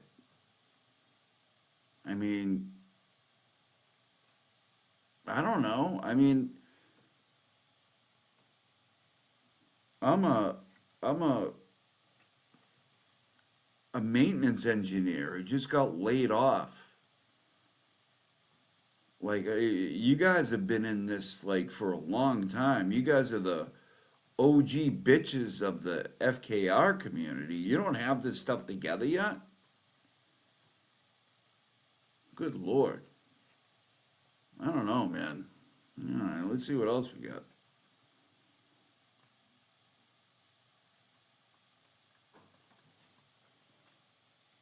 Yeah, where are we at here? All right, yeah, yeah. Glare is still going. I should have scheduled this to like, I don't know, 11:30 tonight. Something like that. I don't know. Whatever. It is what it is. I mean, if I had to schedule everything around every FKR creator, I would have like a 14-minute period in the middle of the week, in the middle of the night. So it is what it is. All right, what do we got? Yeah, since I lost my whole presentation earlier, I will take these chicks out of here because nobody wants to see them.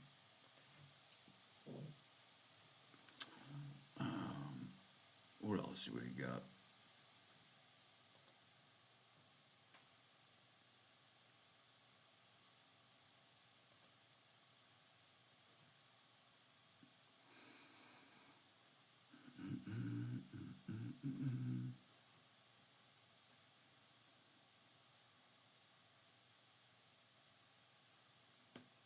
Oh, is Kimberly and is Glare finally over? No. Yeah, it went up to 63 just like that, so I'm guessing he's over. Okay. But now my presentation is getting thin. Okay. But anyways, what I would like to do at this point, now I have to like, this was all set to go. Every single bit of it was all set to go. So, and maybe we'll take some calls after this. Maybe I'll do a poll in a few minutes. But in the meantime, I'd like to let people get over here. I don't know how many will come over here from there, but anyways. I would like to do a bit of a tribute to a very good friend of mine who died 3 days ago. His name's Bobby. I'm not gonna, like dox him or anything.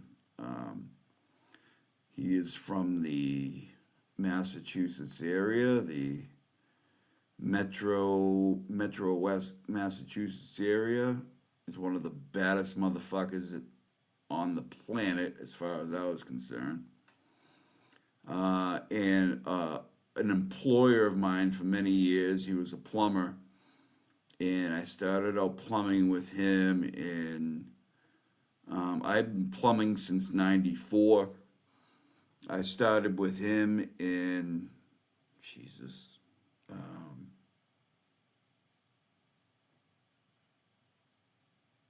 99-ish, something like that. His name is Bob. And he was a biker. And like, I don't know, like, I would consider myself a pretty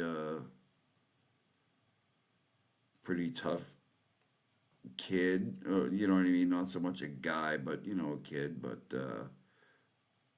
this guy was scary. All right. And that doesn't have anything to do with anything. It's just like, I've known him since I was like a little kid, and he was a scary dude. But as I grown, and then I really got to know him, he was a great father. He was a really good business owner. He was a good boss. He was a good friend. And, yeah, he was not old. I think he's got, let me see, I think he's got about 10 years on me. But anyways, this is, I'm going to have to do this. I had this all laid out, and it's all gone. Anyways, this is Bobby. This is Bobby Balls. We used to call him Bobby Balls because Yeah, I mean, I don't know. I don't really think I need to explain it. He was just a bad dude, man. Like, he wasn't like the biggest guy in the world, but god damn, knockout, one punch knockout, like just street fighter, just biker, belonged to a popular bike club, which I won't bring up right now, because there's no need to do that. But we lost him a couple days ago, and you know, this one stings, man, because he was a really good dude.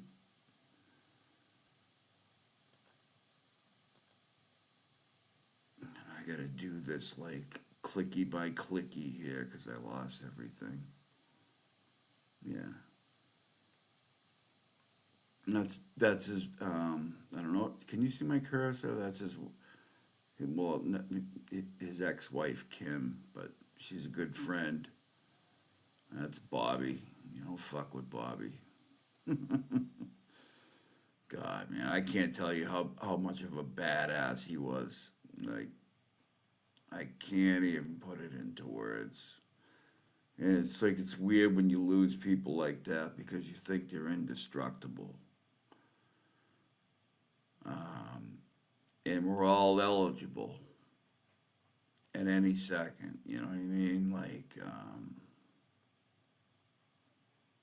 yeah. There's a bunch of them. And I want to make sure.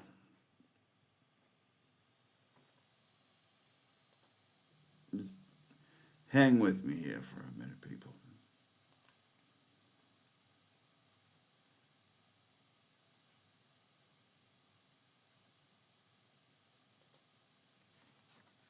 There he is with the kids. He loves his kids more than anything. Those kids are grown now. Bobby, well, I'm not saying their names. But, you know, when they were a little older than this, I used to go over there. They used to sit on my lap and we used to play video games before work. You know what I mean? While he's got a coffee in his hand now. And, you know, those kids are older now, but I love those kids.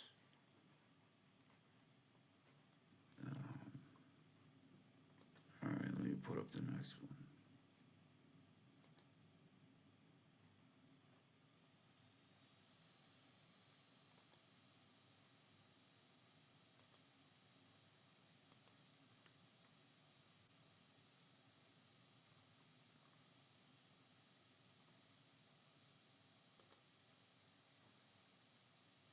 Yeah, there he is.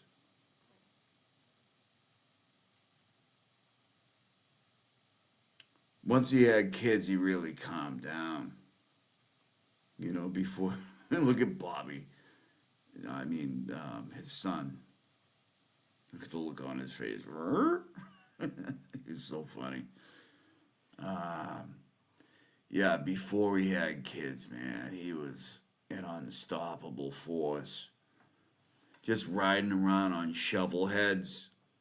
Like, if anybody knows Harleys, then, you know, he used to ride pan heads and shovel heads.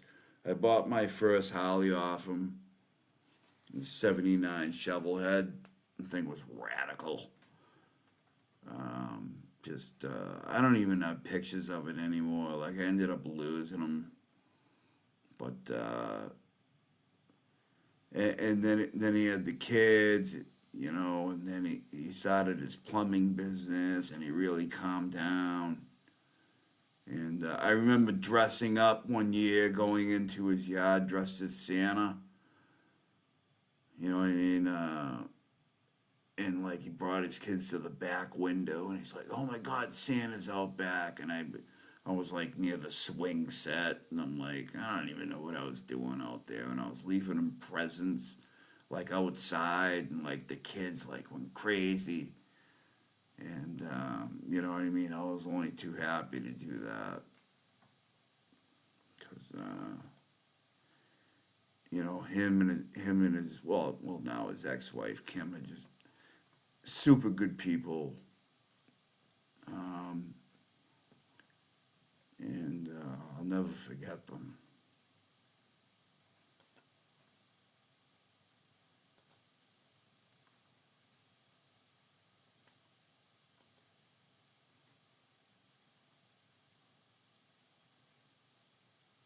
Yeah, let me see if we can get Bobby in his heyday. Yeah, there's Bobby in his heyday. This is the Bobby you wanted to stay away from. Well, you didn't want to stay away from him. You just did not want to cross. I mean, look at those eyes. Yeah, you were in trouble. Yeah. Rest in peace, Bobby Balls, man. We always thought you'd be here.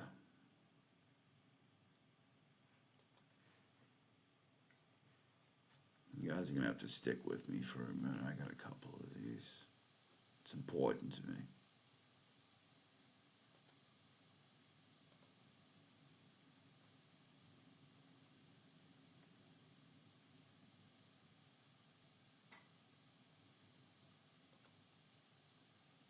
Yeah, that's him and Kim. That was also like, you know, a period you probably did not wanna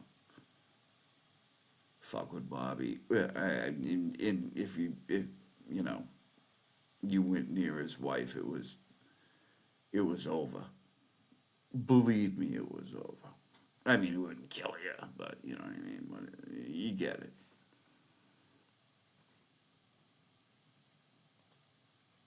But he really softened up once he had those kids, and you know, with good reason. You know, he did right. He did right by them.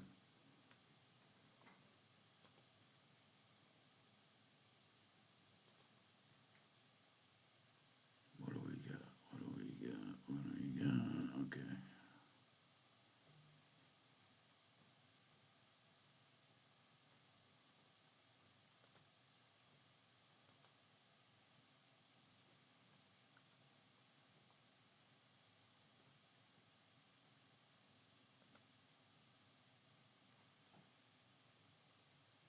Yeah. So. Yep, that's Bobby. Miss you, Bobby. I was devastated when I heard the other day.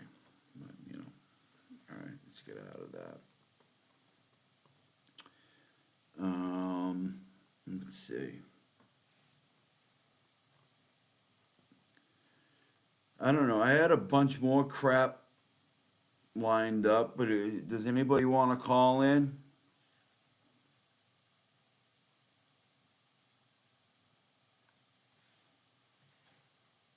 Does anybody want to call in? Here, let me see if I can at least do this right.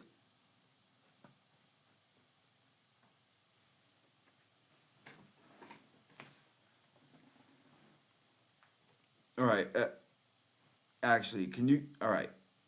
I'm gonna put on that music for a minute. I gotta take a second. I gotta piddle. I mean, I ain't gonna lie. All right, can you guys wait a minute? Will you guys do? All right, first of all, hold on. Where is this thing where you do this?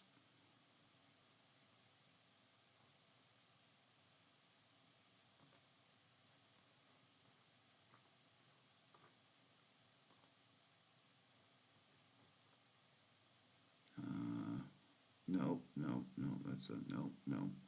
Okay, okay, no. All right, okay. How the hell do you do the? How do you do the poll thing again?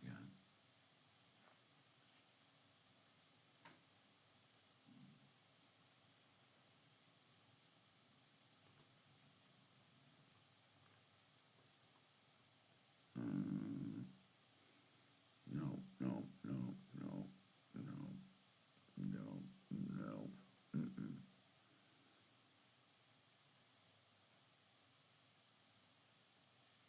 What thing do you go on to do the poll?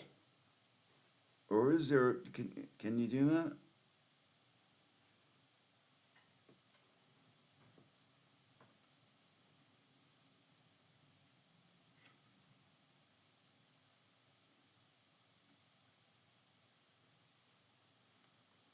Okay.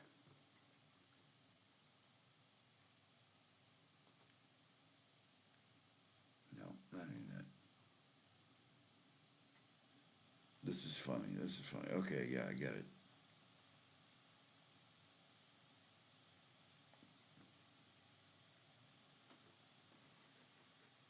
All right. Anyways, no poll.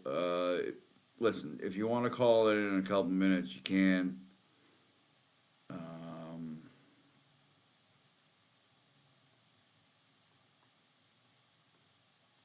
God. All right. Hold on. Even my intro is gone. It's like shit disappears out of this thing. Where does it go?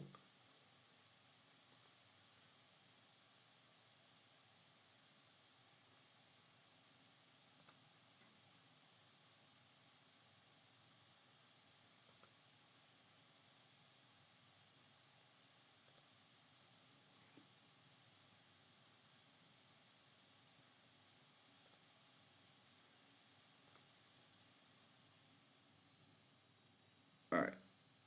I'll be right back. Yeah. Just and the tennis. Yeah. I'm the man in charge, triple dip justice, my reach is large, indicting T-Rex arms, yeah they on display, short reach, big mess on a public way, yo. Adjust your antennas, tune in tight, Cossy rules the bench, I'm the law tonight. Be so high, they touch the sky, the joke ain't over, just watch me fly, yeah. Adjust your antennas, tune in tight, Cossy rules the bench, I'm the law tonight. Be so high, they touch the sky, the joke ain't over, just watch me fly, yeah. Advanced years, wisdom stacked, try me once, no turning back. James Jackson ordered, case dismissed. Cossy cheek strikes, you won't resist. Yo, yo. Order in the court, the rhythm pounds. Justice echoes, breaking bounds. Prosecutor by day, mic in hand by night. Adjust your antennas, I'm the signal, alright. Antennas, tune in tight. Cossy rules the bench, I'm the law tonight. Be so high, they touch the sky. The joke ain't over, just watch me fly. Yeah, adjust your antennas, tune in tight. Cossy rules the bench.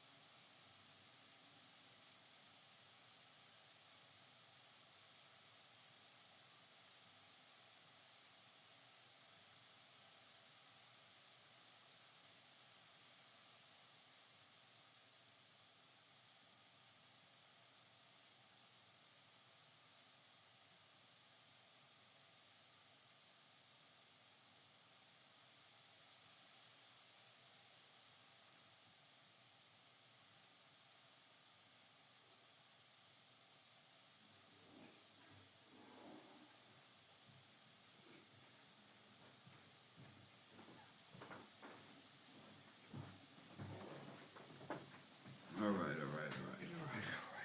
God damn it, that took forever.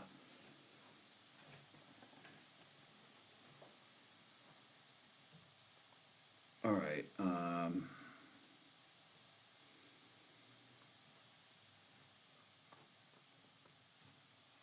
hold on. Does anybody want to call in?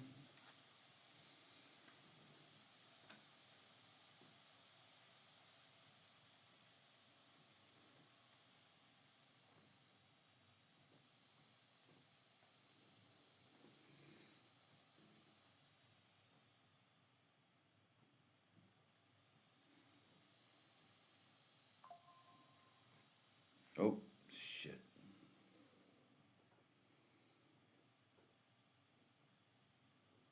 Monday, what is this? Wait.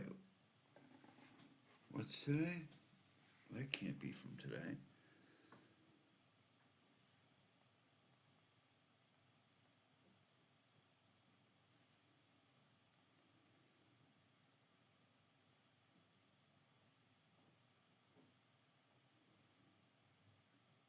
I mean, who messaged me from the 781? You want me to call you back? Oh. Why am I not getting shit? Hold on.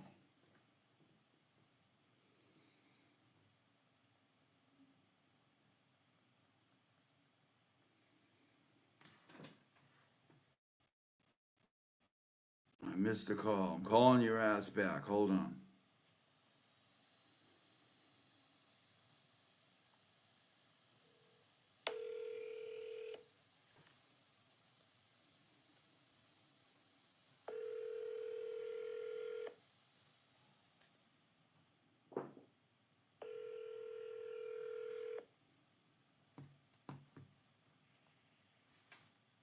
Is this Cossy? Yeah, this is Cossy. Who's speaking? Weatherly? Weatherly? Yes, exactly, Weatherly. Oh, hi, Weatherly. This is Cossily. Well, I was trying to put your phone number in my phone, and I guess it registered on yours, so hello. Hello. How you doing there, Weatherly? How's the Weatherly out there where you are? I am in North Carolina, Western North Carolina, and we had a beautiful day. I cut some wood, I tossed some ashes from a stove, and did some things like that. And I also listened to I just clicked on your channel, so I'm a little embarrassed because I've never called anyone. And No, it's okay. We're real friendly over here. You were cutting some wood. Did you cut the cheese? No, I'm just kidding. no cheese today. Oh, okay. So you're out in the Carolinas. Isn't it warm? Is it warm out there this time of year? Well, it's normally very cold, but we had a sunny day, and honestly, it's a welcome reprieve from the cold because,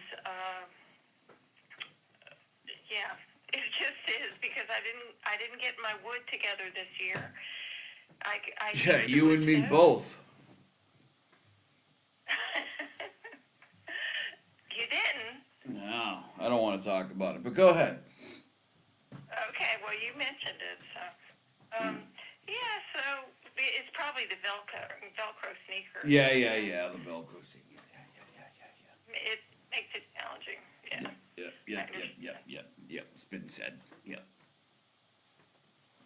Well,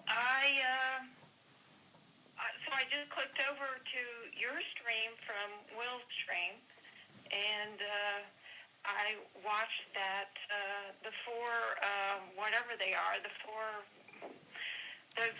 women that include Carrie Roberts.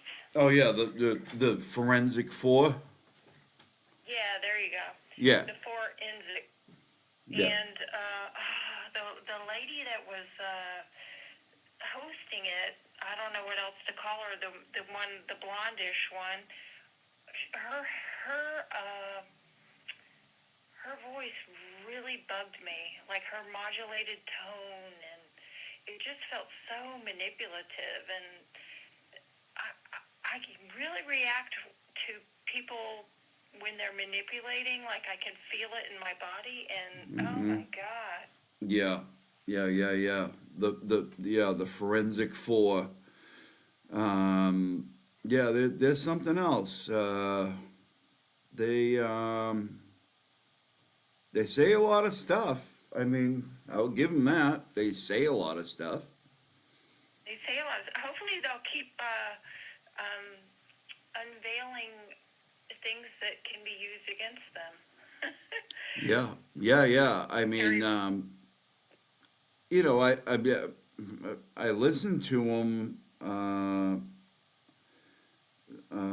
The first show, and I'm still on the first show, by the way. And I was like, oh, it's kind of nothing here. And then I started going through it, and I'm like, no, there's a good amount here. And then I'm like, oh no, everything they're saying is bullshit. And so I just started digging into it.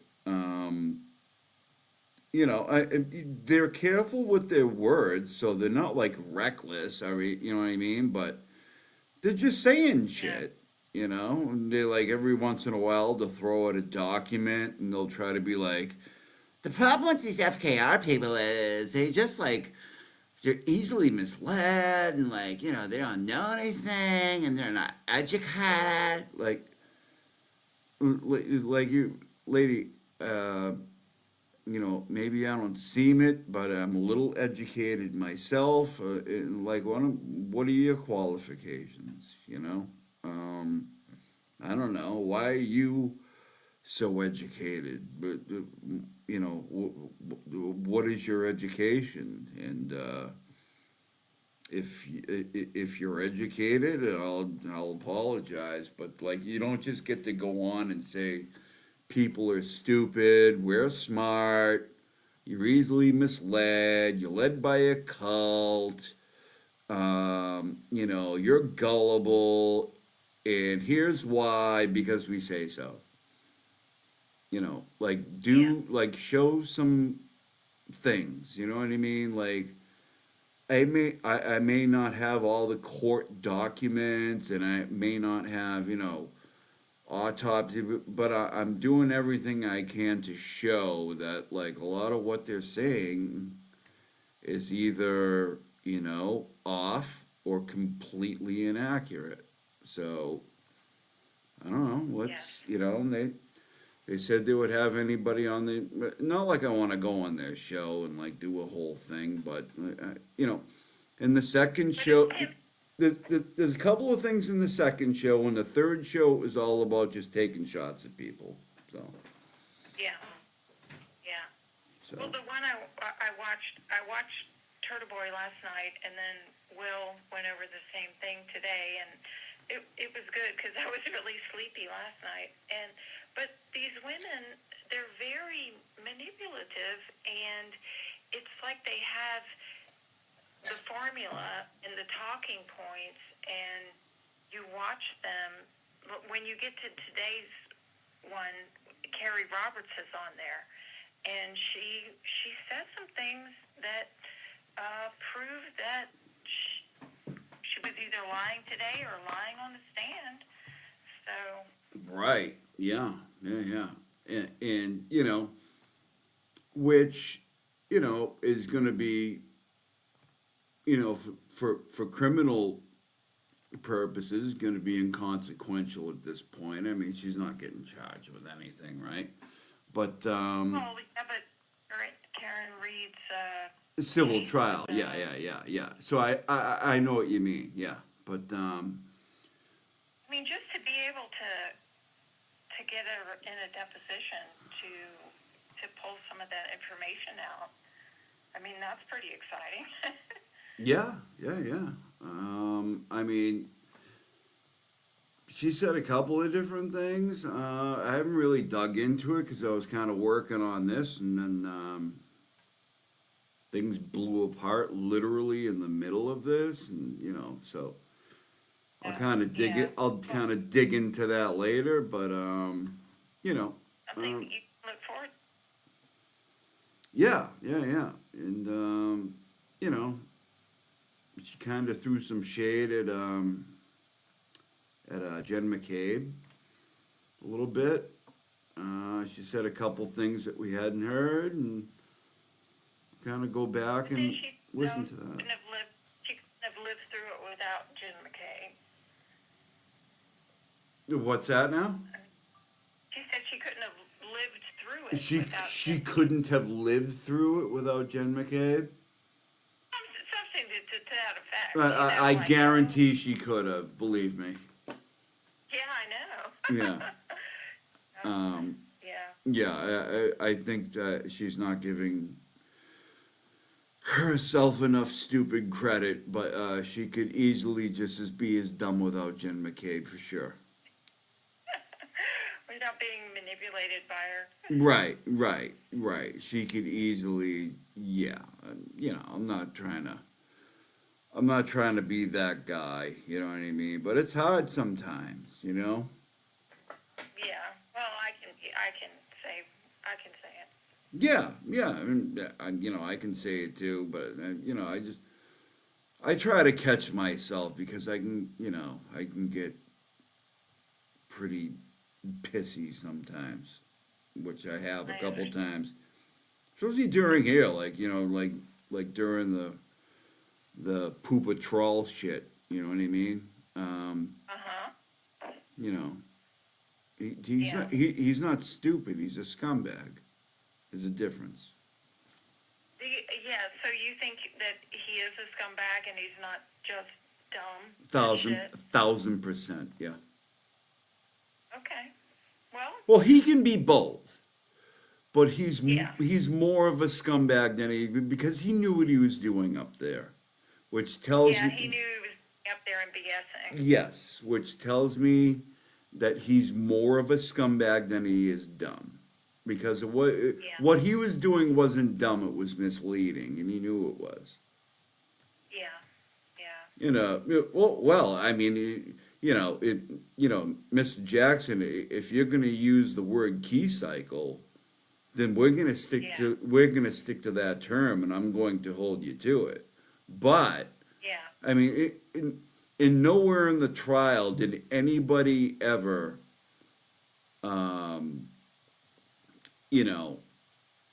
did nobody ever testify to the fact that they just turned the power on to the car? No. It was while the car was running, which makes it an ignition cycle and a key cycle together. So, it's things like that. You know what I mean? They try to, it's misdirection, it's willful ignorance, it's, you're being a scumbag. It's all, I mean, there's no other way to look at it. He can be stupid too. Both things can be true, Yeah.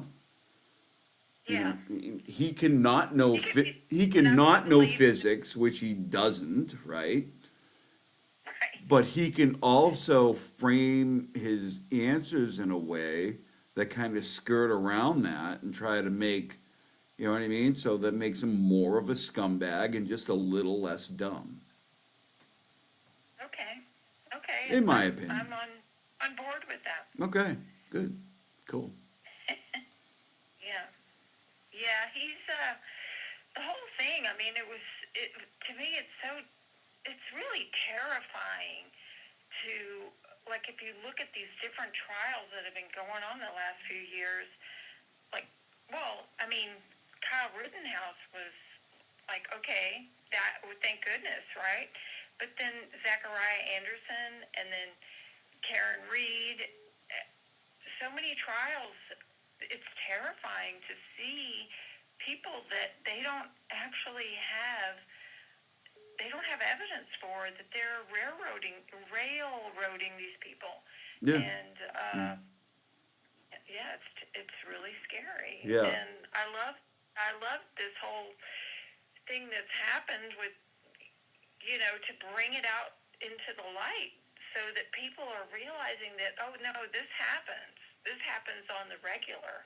Right. Yeah, and I don't know anything about Rittenhouse. I don't know a damn fact about that.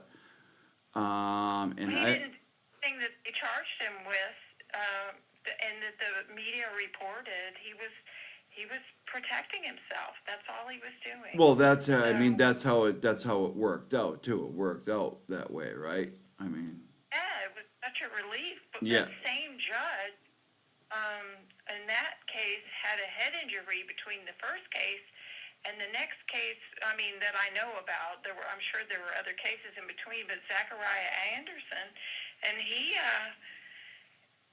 I mean, there was really no evidence that the person's even dead, that he got charged with murdering. yeah, I've been hearing a lot about the Zachariah Anderson thing. I have not really. I don't know anything about that one either, but I know Rick Allen. I know Rick Allen very well. Yeah. I mean, I don't know him. I know the case very well. I mean that is clear cut as you can get. And the Maya trial I know very, very, very, very, very well.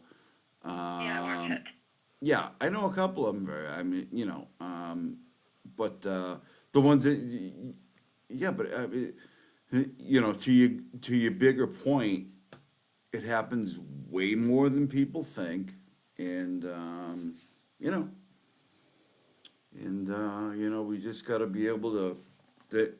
That's why I think these channels are important. We can suss that stuff out. I agree. Right. Yeah, I think it's very important, and just so it's scary though how many people don't want to know about it. They just want to go back to sleep, and just assume everything's fine. Yeah. They just want to. I just want to, knowing the facts of that case ain't gonna pay my mortgage. Yeah, well, maybe they won't, but maybe you won't be able to pay your mortgage or, take care of your children if something like that happens to you or somebody in your family. So you might want to, catch up. So that's all I'm maybe saying. it'll be you next. Right. Yeah. Never know. Yeah. Because, as we know, Karen Reed or Rick Allen could be any one of us at any time. Yeah. It's I don't. And the thing is like somebody like say Karen Reed, who, she was out drinking and stuff, and Right, and I was gonna say, I almost had to put the caveat after that and be like, to a lesser extent, Rick Allen. To a much lesser extent, Rick Allen. wait, because when he first was taken in and interviewed, he was very certain. It took time for them to brainwash him and traumatize him and. Well, he went in there, I mean, how many years later saying, no, I was on the trail that day. I'll tell you what I saw. Right. And then they're just like, this is our guy. And then they went back into the archives and they're like, this guy said he was on the trail that day, said he was wearing this, said he was wearing that. That's our guy. People, do these things with that video, and you realize that there's no way that guy was as short as Rick Allen. And that is probably one of the the weakest parts of what is wrong with that. There's so much wrong with it. Exactly. So much wrong with it. But let's not get into it. Anyways, the point is Judge Bev could never aspire to be a Judge Gull. Never. Oh my gosh. Yeah. Yeah. She was, Judge Bev was horrible, but Judge Gull was evil. Judge Gull's on an Olympic level douchebag. I mean, Yeah. So, anyways, let's let's not get into it. Anyways, I got people buzzing in. Weatherly. Okay. Thank you for calling. Nice to meet you, and we'll see you here next time on Cossy Live. All right. Thank you, Cossy. All right, have a good night. You too. Bye. Oh, shit, the other people hung up. God damn it, I'm calling your ass back.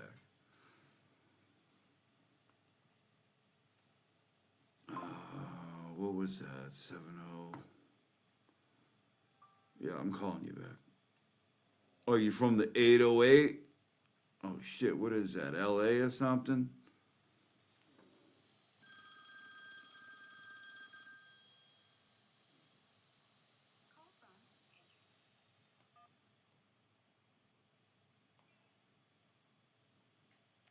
Yeah, hello, this is Cossy Enterprises. Who am I speaking with?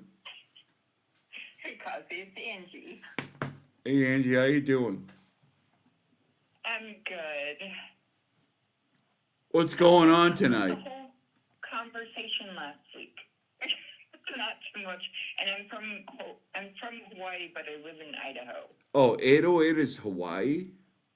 Yes. Oh, okay. Welcome from the Big Island, or however the hell they say it. No. That was almost, yeah, that wasn't good. Go ahead. They want to talk to you again. I told them no. Anyway. Oh, the kid? Yeah. Put the kid on. What's his, Aria? Aria. Aria. Say hi, Cossy. Hi, Cossy. Hey, Aria, how are you? Good. Are you being a good kid for Christmas? No. No? Oh my goodness. Nope, she's been grounded today. She got into Mommy's diamond painting supplies and made a mess this morning. Oh, Aria, please don't.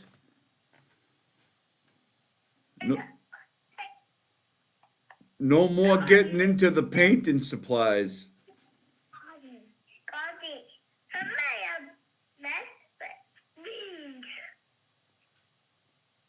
What'd she say? Oh, I got that one. Hi. All right, say bye. Say bye, say bye, say bye. Bye. God, that kid's cute. Anyway. How can you? Oh God, I couldn't ground that kid ever. I'd be like, you repainted the house in 18 different colors. All right, it looks good. Don't even worry about it. If it was our house, that'd be one thing. Oh, it's a rented house. All right, yeah, you gotta put her in timeout for 3 minutes. Yeah. Yeah, so I don't know if you got to watch not Aiden's, but Karen's fundraiser on Friday. I watched 5 minutes of it. I couldn't get through the vocal fry of Karen Reed.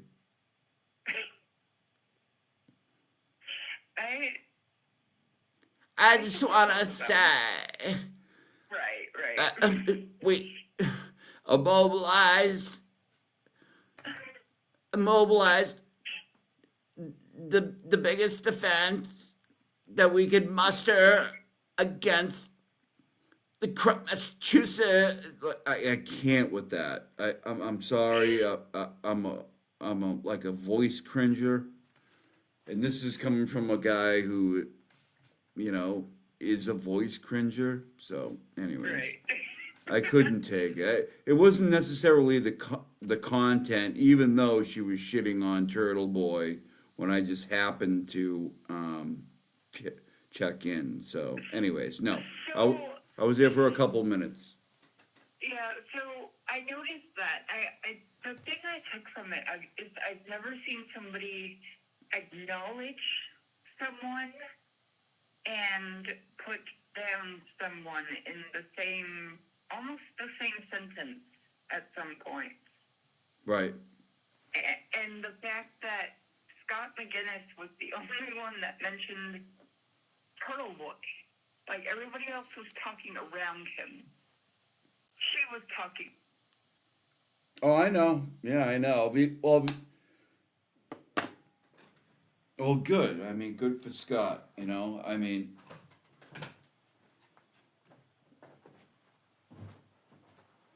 Yeah. Yeah, how dare you in front of the exalted one? Yeah, I don't know, but you know, that's also kind of unfair of me, you know what I mean? I don't know, whatever, but I know what you mean. I could only listen to a couple minutes of it. And then, you know, LTL shaking his head up and down so fast, I thought he was gonna break his neck. Every time she said, yep, yep, yep, yep, like, dude, relax with your neck, like, you know what I mean? You can, like, agree with somebody without breaking your neck, it's okay.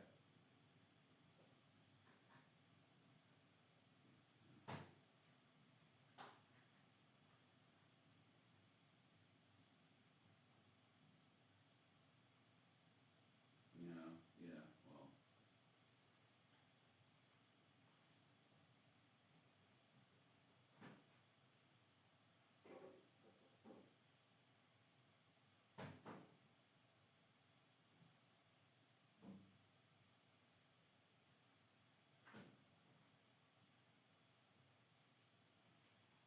Well, I mean, that'd look really bad, right? Because he has a platform of 160,000 people he can show that to. We're,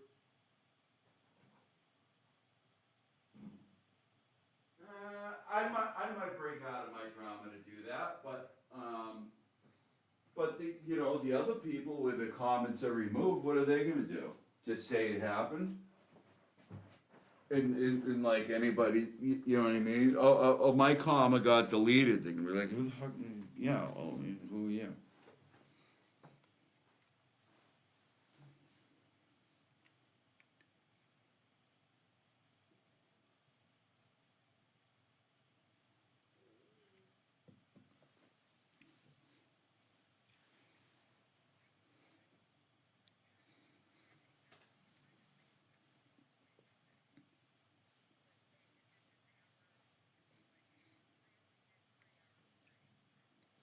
Wait, hold on, hold on, hold on, hold on, hold on, hold on, hold on, hold on. Sorry, sorry. I think something's going on. I had to put an earbud in my ear because I had to walk away for a second, and everybody's saying they can't hear me. Hold on. Is it working now? For Christ's sakes, God, I'm so sick of this shit.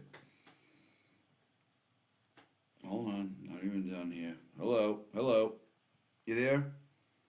Yeah, I'm here. All right, sorry about that. You guys couldn't hear that when I walked away.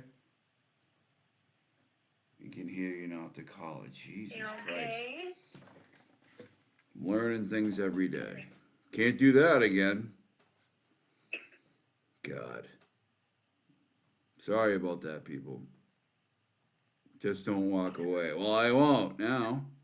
Yeah, I see that. God. This computer shit is for this computer shit is for the birds, I'm telling you. Yeah, it's I support both of them. Like, it is. I mean, Aiden was, I think, saying that he still supports her, and like people are still going to come after him for supposedly not supporting her. But like, I don't know. Yeah, people are just, you know what I mean? I mean, now there's there's four different factions now. You know what I mean? There's there's free Karen Reed, there's anti-free Karen Reed, there's we love Karen Reed but hate Turtle Boy, and then there's Turtle Boy but we hate Karen Reed. And it's actually like 5 or 6, because then there's anti Karen Reed in the first place that hate Turtle Boy, so that's their own faction, which makes 6. And then there's we love Karen Reed, but also still love Turtle Boy, so that's 7. Like it just goes like it's like a Rubik's Cube at this point. You can't even figure out what the hell's going on or who's, you know what I mean? Like the weird alliances, like I don't, it just don't make sense to me. Like, you know, when people say they're an advocacy of Karen Reed and then end up like as mods on the Twisted Tragedies channel, like what the I don't understand what you're talking about. Right. They want to see her buried under the jail. Do you get it? Right. But they're like, yeah, but Turtle Boy sucks. It's like, well, you were never for you were never really for an advocacy of Karen Reed in the first place. You were just predicated on whether you hated Turtle Boy or not. And it's just, it's weird. It's like like 100 different varying degrees of this whole thing. You know what I mean? It's just, I can't keep up. And, Yeah, and is staying away from X's like I've gone on there a little bit lately, just to like talk like a tiny bit of shit, but I'm not interested anymore. I'm just not. yeah, and I totally get what Karen was saying. She was saying that, you know, as far as like, again, talking around Aiden, but she basically said that if she were to go onto his show, that the Norfolk County DA's office would use that, or Robert Cosgrove in this case, because supposedly he's the one, the prosecutor on that case, would use it as a way of saying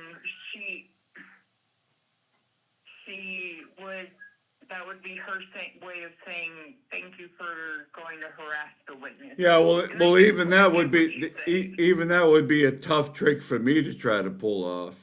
Right. Is somehow her saying thank you to her supporters is witness intimidation. I mean, even Cossy would have to break out an extra blue Snuggie for that one. Right. Yeah, and I get that look on it, take on it too. Like, but I get what she was saying because, you know, we all know how like Michael Morrissey's office works. Stop. You can tell me when I'm off the phone, please. Okay. But you know, like Poor I get Aria. it, God, she got in trouble for the paint today. And now Ma's yelling at her. try to teach her. I've grown fond of this kid, by the way. You better take it easy. No, I'm just kidding. Oh yeah, she's a good girl. I'm kidding. Yeah, you're a good girl. Thank you. Oh, you mean her? Yeah, you're a good girl too. Okay. Oh, I just got sweet kisses, but yeah. Aw, anyway, see? Come on, man. Yeah. Yeah, they have their moments. Yeah, listen, I have a daughter. She's turning 33 this year. Oh, wow. Yeah, they grow up quick. Don't worry. Yeah, I have, between my husband and I right now, we have 1, 2, 3, 4 adult children. You have to count them on your hand? No, they're not here. Oh, okay. Yeah. Well, we have, between the two of us, we have 11 total. Please, what? Yeah. I mean. He had some. Yeah, he had some, and I had some coming into. How many had some did he have?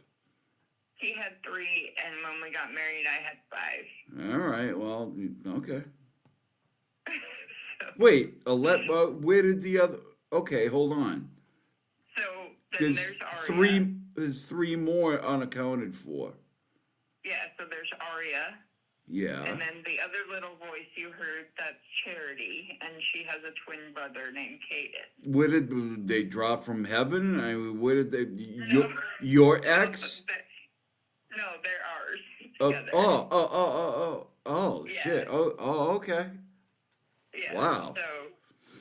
So my You had a oldest nuttier and his family than me. I mean, listen. Okay. Yeah. All right. So my oldest and his oldest are both 20 now, and then So yeah, no ditzy girl. Were you able to figure out all this just by the numbers? Yes, I mean, Charlie. Jesus Christ. Yes, Charlie. No, it wasn't Charlie. It was ditzy girl. We need to talk about the birds and the bees. No, I get it. I saw that too, but But she's like, well, 5 plus 3, that's 8. And I was wondering where the 3 came from. So no, you can hold back on the biology classes. Thank you. But listen. yes, I birthed eight children. Yes. I Right. have. So my father was married 3 times. His first marriage had 2 kids, okay? 2 boys, both drafted to the Boston Bruins, by the way.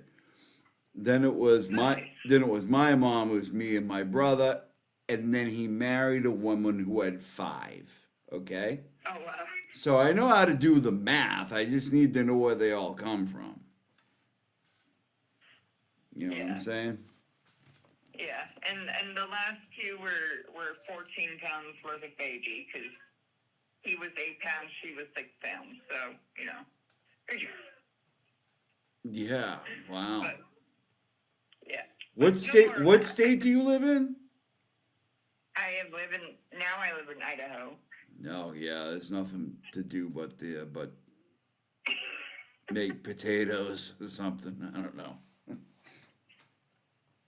Wait. Hey. Idaho? Would you say Idaho? Yes. Yeah. I live in Idaho. Yeah. I'm from Hawaii. Lot of potato making up there. Yeah. Yeah, and actually, it kind of who was he talking to about? Oh, it was when when Aiden had Crusha on his show. When they were talking about Nate Eaton, because Nate Eaton is like about 2 hours from us.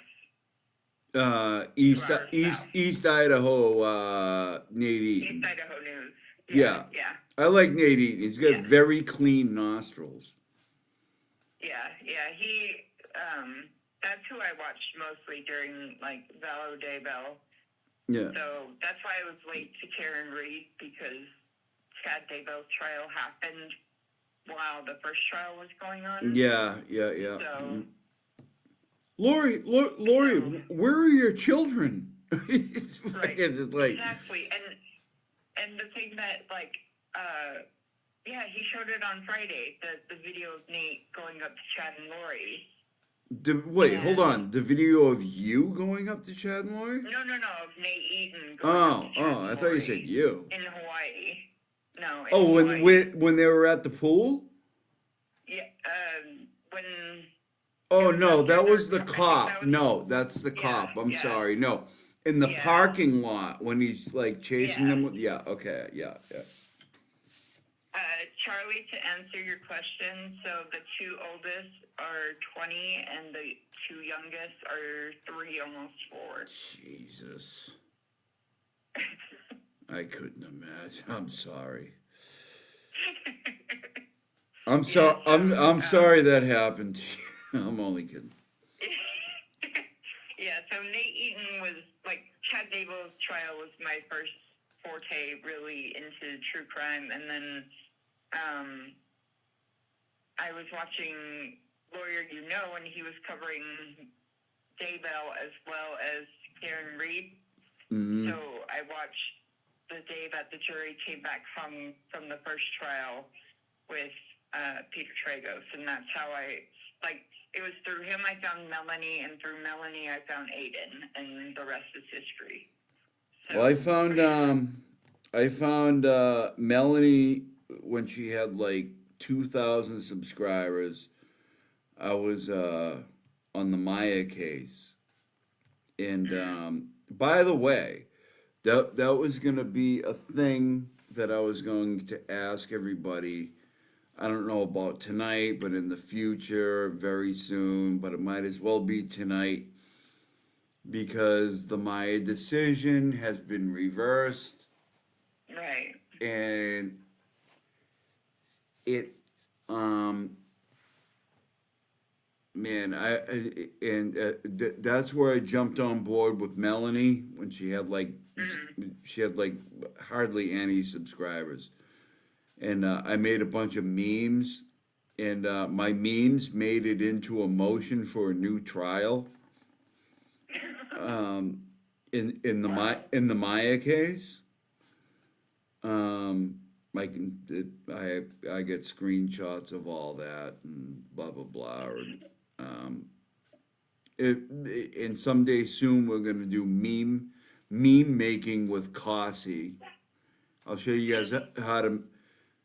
See, like AI has kind of ruined it because, like, anybody can just like throw prompts into a thing.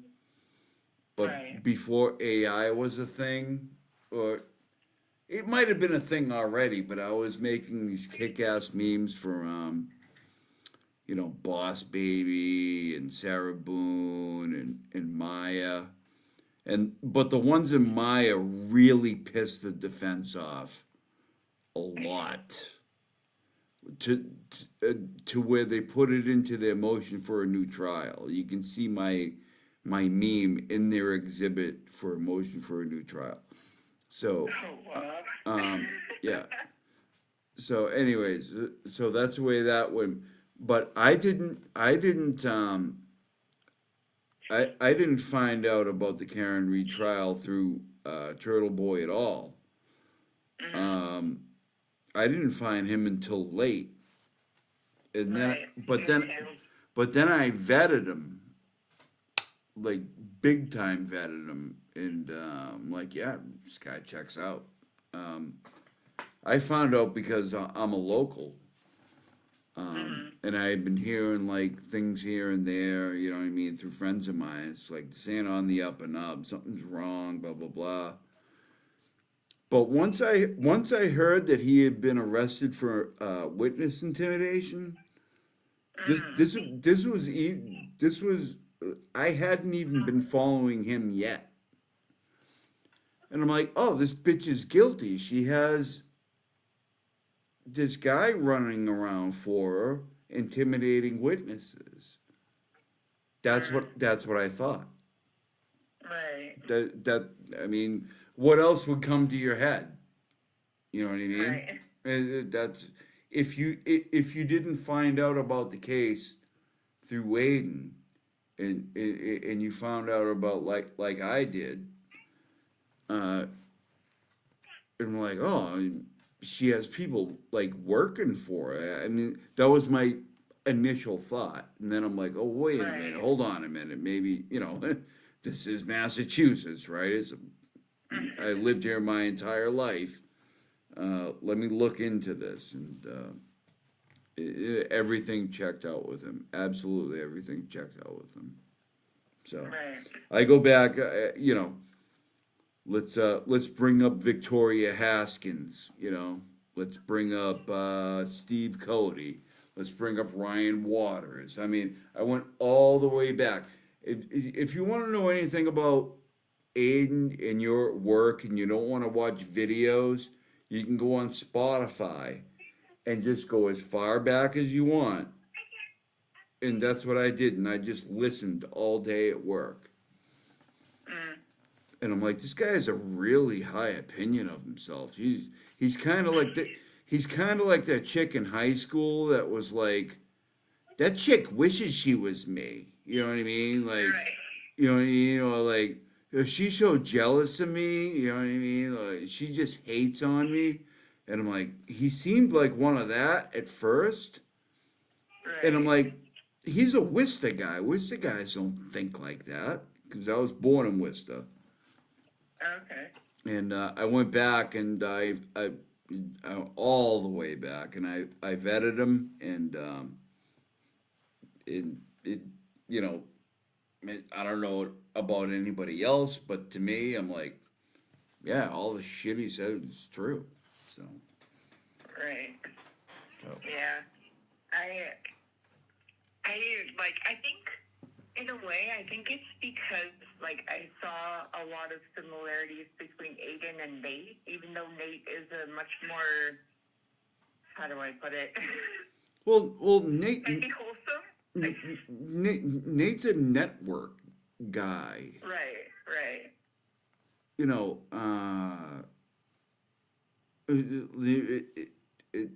they're different things. Right. You know, yeah. Could you ever hear Nate being like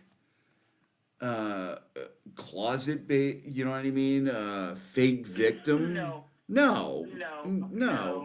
I mean, he keeps his nostrils so clean they disturb me. You know what I mean? Like, I can't trust a guy like that. I mean, I like Nate Eaton.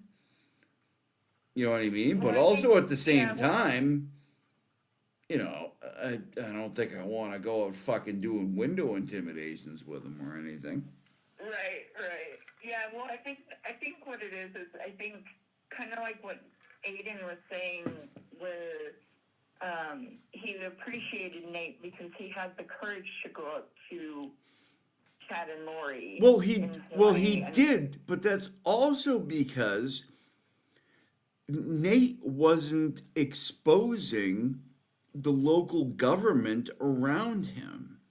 He's exposing a murderous fucking lunatic bitch, which everybody could agree, you know what I mean? That was the right thing to do. The problem with Aiden is he's going against all the people that have the power to lock him in a cage. Mm-hmm. Nate Eaton doesn't face those dangers. Right. You know what I mean? It's just...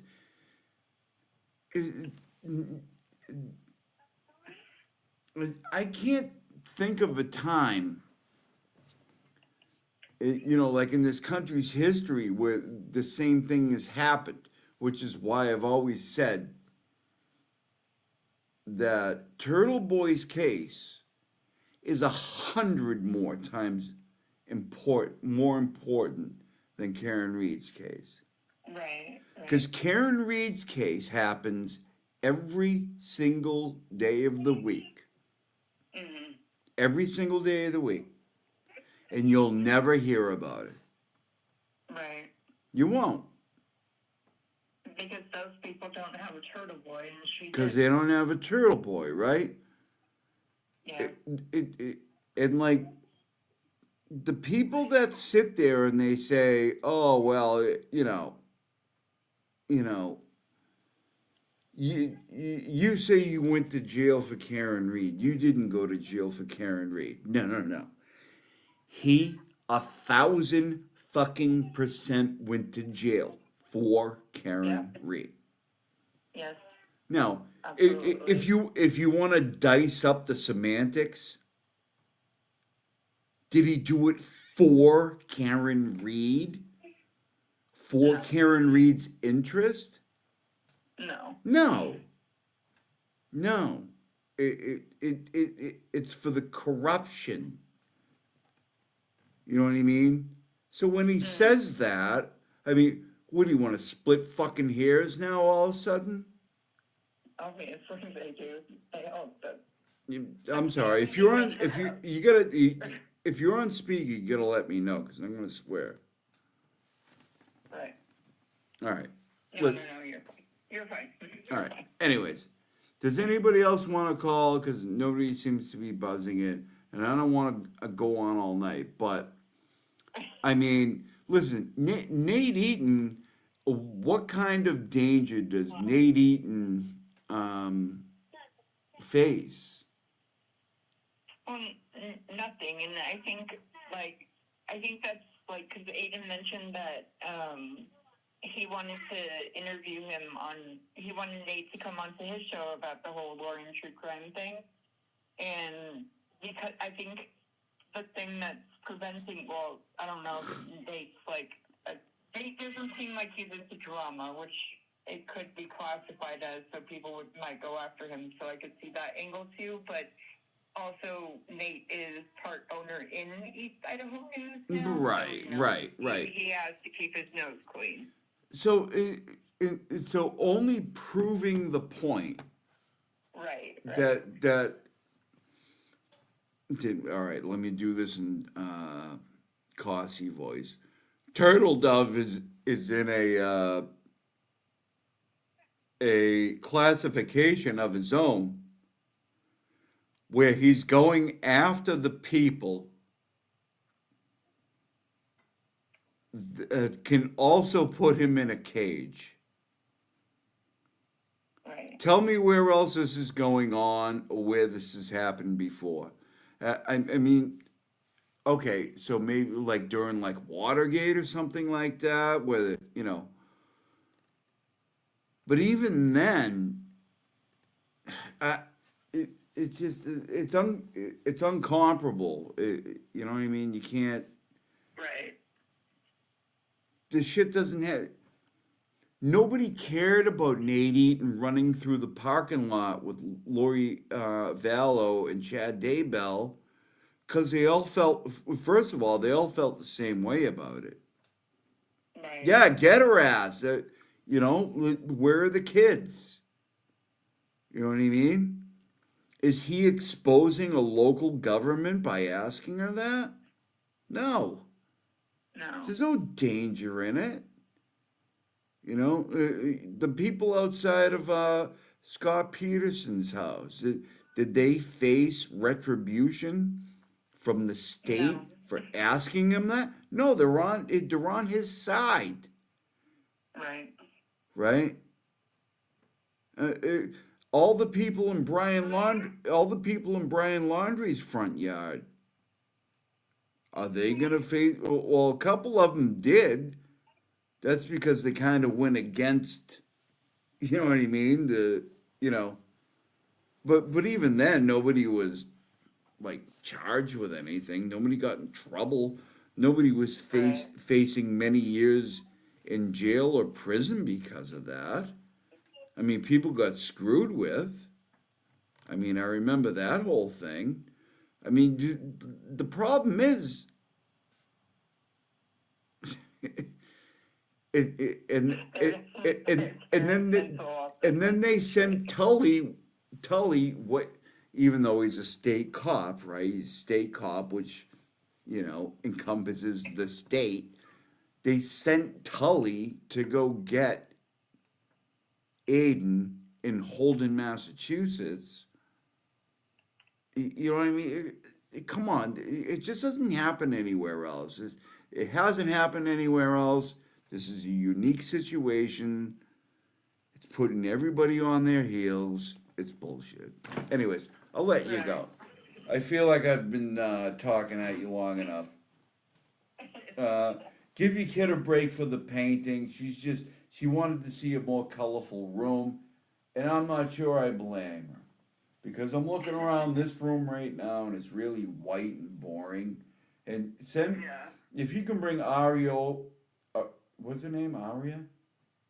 Yeah, Aria. Yeah, tell her to bring a bunch of paint over here and start slinging it around the room. Because I wouldn't mind it. All right? Okay. Okay. All right.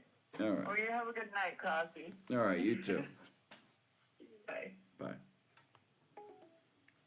Anybody else want to call in? Or are you sick of me talking?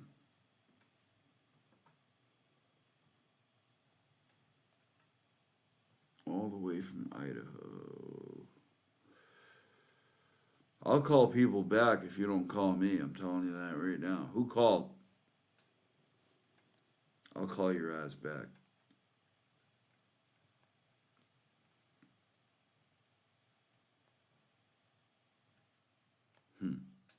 Who's that?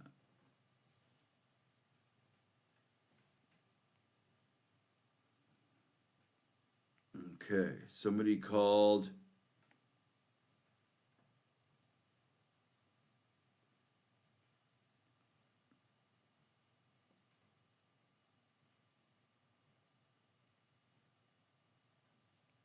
somebody called at.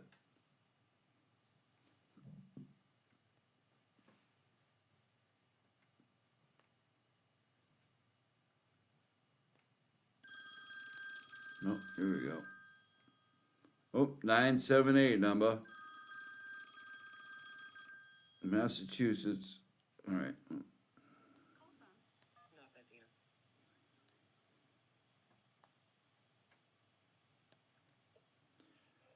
Yeah, it's the Cossy G hotline. Who am I speaking with? What's your problem? My problem is you took over my spot. Hold on, I'm pausing, muting this. Sorry, there you go. You took over my spot on Galera. What's that supposed to mean? That means I used to call him the Galera all the Who's time, this, but now I Dina? don't want to. Ah. You got me, Daddy. No. Dean, I'm sorry. I didn't mean to. No, the reason I stopped calling in is because I liked hearing your calls so much. I didn't want to get in the way of you getting through. Well, the thing was, okay, so this was my thing. When I first called, I was 100% positive he was going to be like, fuck off and don't call back. And that's what I thought was going to happen, but he didn't. Yeah, he could still do that shit. Oh, I know he can still, he's free to do it. No, because he's a cunt. You gotta understand. And that's one of the reasons I love him. I love him because he's an asshole. And for some reason, us Massachusetts girls are attracted to assholes. It just works that way. So, yeah. So, you might be down there on the vineyard, but you're still attracted to assholes. That's why you know who I am.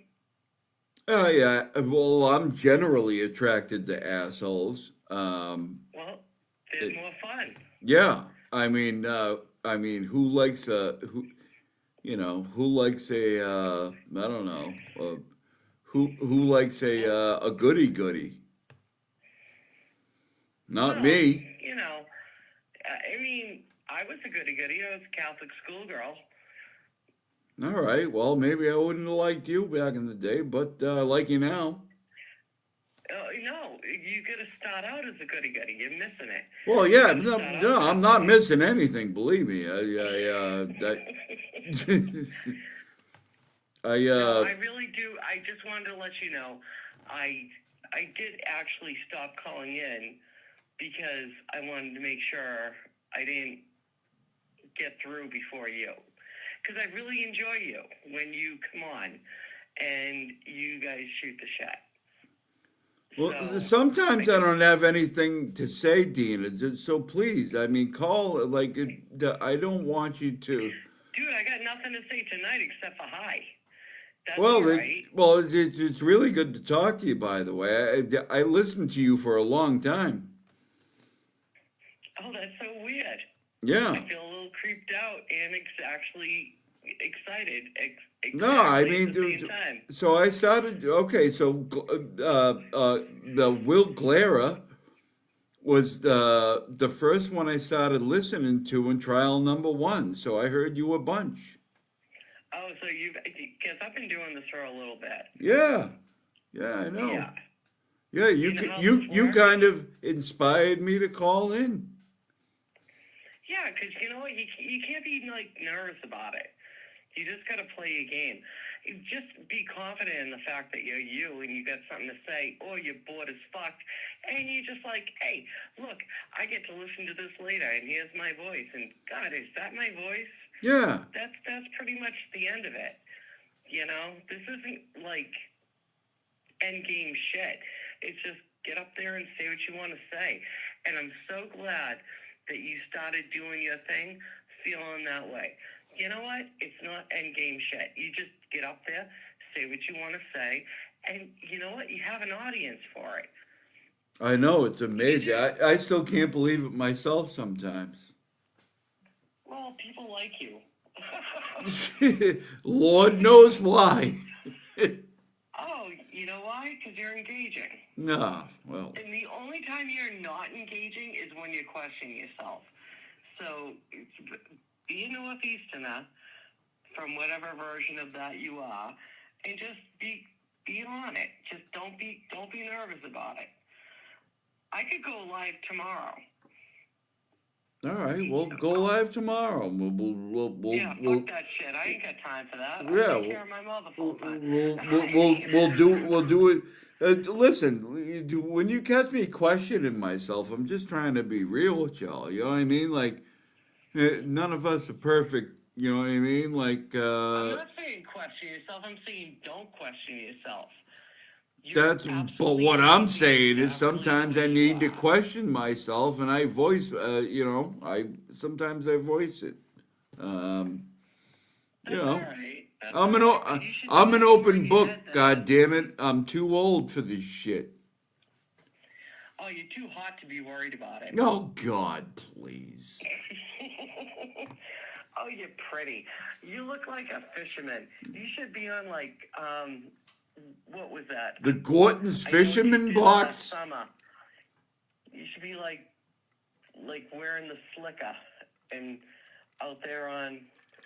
Listen, if you're gonna say I'm like the Gorton's Fisherman, I'll take it as a compliment.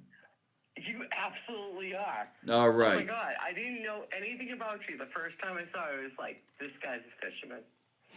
This guy's doing lobster traps.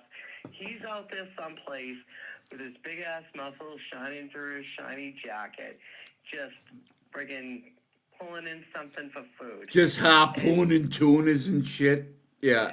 Yeah, you are. I wish that were true, but no, but thank you. I'll take the Gorton's Fisherman thing all day. I'll put a slicker on. I'll go out in the rain. I'll dance in a puddle. Be like, hey. Yeah, but it would be a little more scary because scary's kind of hot too, you know. Yeah, well. I'm from Massachusetts. Nope, me too. Born and bred, Worcester born, 1973, by the way. 1973, I'm 72. There you go. There you We're the go. same age. I can be a little scary from time to time. Listen, I married a guy that was born in 1960, and I got to tell you, they own it. The older you get in this town, he's a Salem rat, and I'm a Lynn girl. Hey. Used to live in Lynn.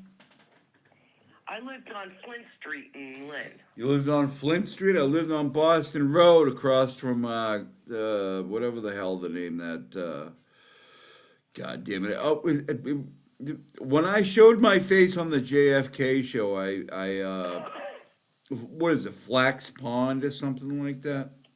Oh, yeah, you're up by, what's the hell's the name of that little restaurant that's just sitting there? I don't know, but I used to love that place. It's like the Quarter Deck or something. Flax Pond is like... You know what they used to call the area? It's a... The place where the you know what I used to call it? The place where all the funeral homes are. Yeah, down there. Right near, Wyoming. You're right near Wyoming. You're right near David's there. No, they literally used to call it not Wyoming with a G, but like Wyoming or something like that. Wyoming Square. Yes, right there. Yeah, you got the what's the dog up there? The name of that restaurant, something the Lazy Dog. The Lazy Dog is right up the street on the left. Yep, there you go. Yeah. I used to have the chicken wings up there. They were pretty fucking good. Half the people that are listening because they don't know what we're talking. They have no idea what I'm talking about, but I'm having fun. They have no idea what we're talking. We're having fun though. Yeah, and honestly, I lived in Lynn for 32 years. I feel like I should have a tattoo for that. But now I'm up further in Salisbury and just missing civilization. I like Salisbury. It's a little congested, but It's 2 seconds a from little Seabrook, dirt. so I got It's like a all little my dirty, a capitals little for nothing. dirty up there, but I like Oh Salisbury. no, this is you want to talk about police corruption? Listen. Hold on. I got a Salisbury arrest tale for you back in the day. Go for it. Oh God. Fuck. What you do, Daddy? What you do? All right, let me see. Okay, so I haven't said this in a long time, but all right. So I'm up there with what? Four of my buddies in like shit, Give me a 19, year. 1991 maybe. Okay, so you're in the dirty pot. Go ahead. Oh yeah, we were full slumming. Okay. And we got this little shit hotel room on like B Street or C Street, right? You know what I mean? You know how they got the streets up there? They name numbers and, alphabetized, right? Well, ish. Not quite. You sure you were in Salisbury? Yeah, it was. B Street, C Street. That's like Plum Island shit. No. No. You're going north closer to Seabrook. Never mind. I got you. No, okay. It was right off the main drag, right? And it was one of these hotels, one of the pools that nobody would swim in because nobody would dare, right? So we're in a hotel room there, and shit, it was so long ago. I had my 1979 Cadillac. Nice. Yeah, and we're getting wild in there, and I mean wild. With your guys, you're getting wild with the guys. Oh yeah. I mean, it was we're going nuts. You gotta think about how you work in those words. We start bouncing up and down on the beds, except our heads are going through the ceiling, right? And it had become an issue real quick. And so, of course, every time we get drunk, I fight my friends every time I get drunk. That's what we do in Massachusetts. Shout out to everybody who fist fights with their friends every time they get drunk. I saw it on the waterfall video with Higgins and. Yeah, well, they were getting gay. That's a different thing. I'm sorry. Okay, they weren't really. No, we used to try to hurt each other. I know. I'm just playing with you. Okay, so we were trying to hurt each other at some point for some reason. I can't remember why. All of a sudden, the cops are there, and we got thrown in the tank, and I slipped out of my cuffs. I kind of put them like under my legs and I opened up a door and tried to run, and they ran me down, and they caught me on the beach, and I'm like, shit, I shouldn't have done that. But anyways, and then so they put me in the tank. I was in there. That was a Friday. I had to wait until Monday morning. They put me on a personal recognizance Monday morning. Then I had to have my girlfriend come up and drive my car back. It was a fucking nightmare, and then we had to pay for the damages on the hotel room. I was a wild kid. First of all, that doesn't sound like you got fucked up with corruption. I was also a picky eater. You got lucky. I was also a picky eater. Are you? What's your nationality? God. 80% English, 20% Ashkenazi Jew. You're a picky eater. I'm a picky eater. God. I would have figured you were Irish. Yeah, that's what. Okay, all right. So this is another weird thing. Okay, I grew up thinking I was Irish, Swedish, and like something else. And I just, took my old man's word for it. So in COVID, I did the old, 23andMe type thing where you get your DNA Oh back. my God. So you put yourself in the national database? Yeah, I don't give it. I don't give a shit. Listen. I'm a felon, so I'm already in there anyways. All right. It doesn't matter. Anyways, it came back. I'm 80% Welsh and 20% Jewish. And people You like should be watching Broken Bake Off. Jewish isn't an ethnicity. No, it is. Ashkenazi Jew is absolutely an ethnicity, and I can prove it to you. So my old man was giving me misinformation, or he just didn't know the entire time, and was telling us what we were. I was He shocked. probably didn't know. Yeah. He probably didn't know. Yeah. Yeah. So that's what I am. So that's wild. I just know this. My husband's 100% Irish, and he's picky. I mean, he's picky as fuck. Are you a picky he's eater? Not picky because, huh? Is he a picky eater? He's a picky eater. Yeah. Picky eaters. And only because he doesn't want to like stuff. Yeah, well. He's like, what if you die? What if you die and I all of a sudden I have to have mayonnaise on this sandwich? Then what? He's like, I don't want to like anything. If I like something, then I'm going to have it. So he's just, he's picky as in. I mean, he's got a point. Man.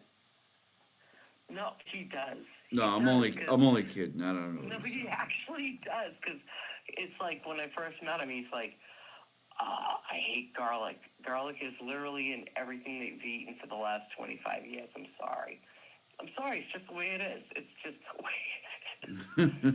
No, fucking, we're very Massachusetts. People are like, why don't you move? And I'm like, well, because the taxes might suck, this might suck, the politics might suck. You know what? Can I speak on that bullshit? Suck, but I love the state. Can I speak on that bullshit? I would love it. All these people I see in these chats, like, you people from Massachusetts just take the shit. You know what I mean? You just sit here while these people just run roughshod over your rights. Like, what do you don't think we fucking try? All the time. Yeah. How easy do you think it is just to uproot from where you've been living your entire existence? Just to move, like, just be like, oh, I'm leaving the state. Because, like, you know what I mean? It's just so. Dude, I see it all the time, too. 5 years ago. Dude, I moved 5 years ago. I lived in Lynn for 32 years. I moved up to Peabody, and me and my husband lived there for 12 years. All right? And then my father passed away, and I had to move to Salisbury because my mother wasn't going to move down here. 30 miles. I might as well have moved 100 miles away. People that I know down there talk about coming up here like they're going on vacation. People in this area stay in their area. Yeah. So people, I've been friends with forever in Peabody and Lynn. They're not coming up to Salisbury. It's like a chore, It's like something that they have to set aside time to do. I don't understand people from the western state, part of the state. I don't understand people from the No, they're like 10 years behind. It's very, huh? They're like 10 years behind. It's just very different depending on the region of the state you're from. Yeah. To think about moving to a whole nother state. No fucking way. It's like wild. Uh-uh. It's just not going to happen. No. I mean, my son blew it up and moved to Florida, but other than that, and that's only because his girl wanted to be there, and that's good. Do you? But I mean, other than that, I just can't see.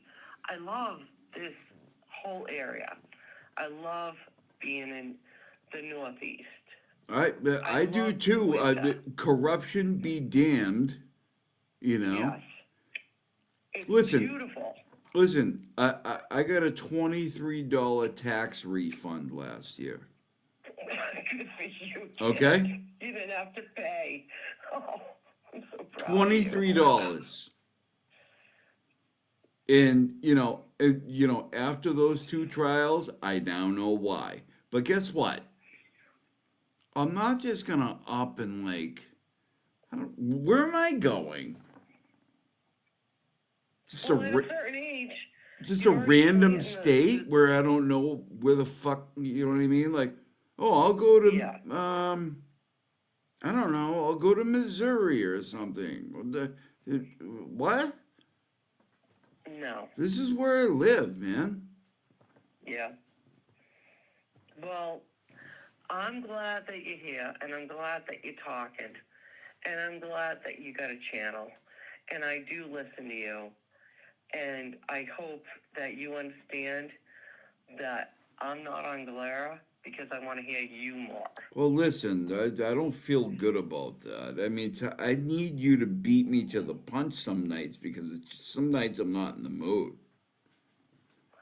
Dude, well then don't be in the mood. Well, sometimes I don't got nothing to say.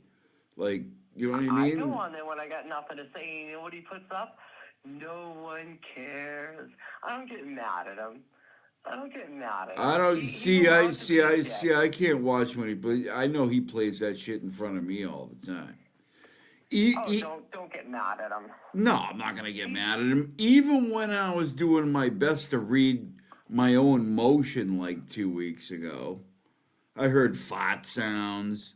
I heard all kinds of crap. I'm like, you son of a bitch! You have me on your channel to read this shit to your audience, and you're farting on me, motherfucker. No, he's a cunt. But I still, you know what I mean? I believe in the You cause. know what you got going in. See, the thing with him is, what I like is I know what I got going in.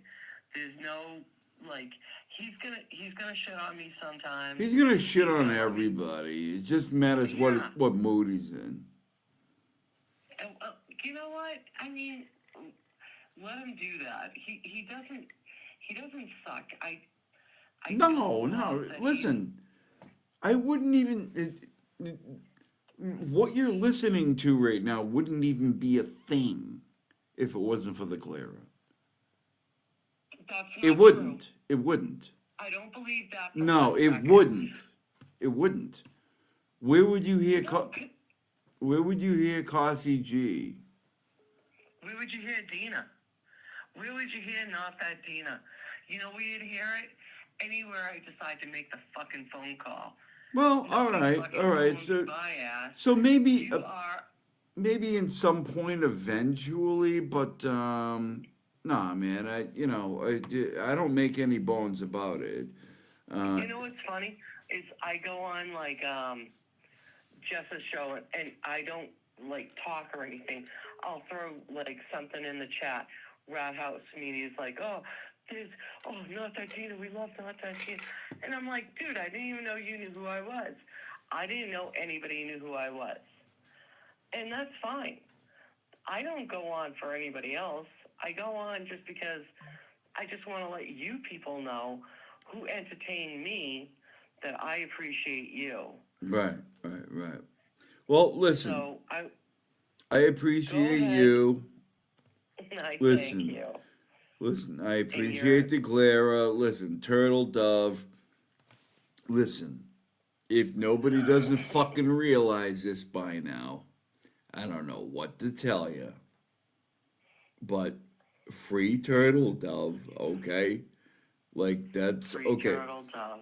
And people are fucking I get shit on X every day. It's just oh my God. That's all right. No. But if I could show you an email from somebody who is, how do I say this? extremely large in this genre. Like I thought you were really Cossy, the Cosgrove, the actual Cosgrove at one point. If I could show you that without making, okay, I was shocked. Like, how could you possibly think that was actually? No, because they're not paying attention. Well, no. This person is very, very sharp. I couldn't believe it. Anyways. Who's bigger than Aiden? Not many. There's not many bigger than Aiden. But I can tell you There's a couple. There's a couple. Well, there are. Oh, yeah, for sure they are. But they don't watch other people's shit. They just don't. Yeah. It may be, And that's the truth. They're very self-centered, very self-oriented, very self-preservation version of life. They don't watch other people's stuff. They rely on Twitter and clips from other people. They don't actually watch other people's shows. So that doesn't surprise me. The fact that Aiden, who I love, came on and said, I didn't know pearl clutching was your thing, to Nurse Kim.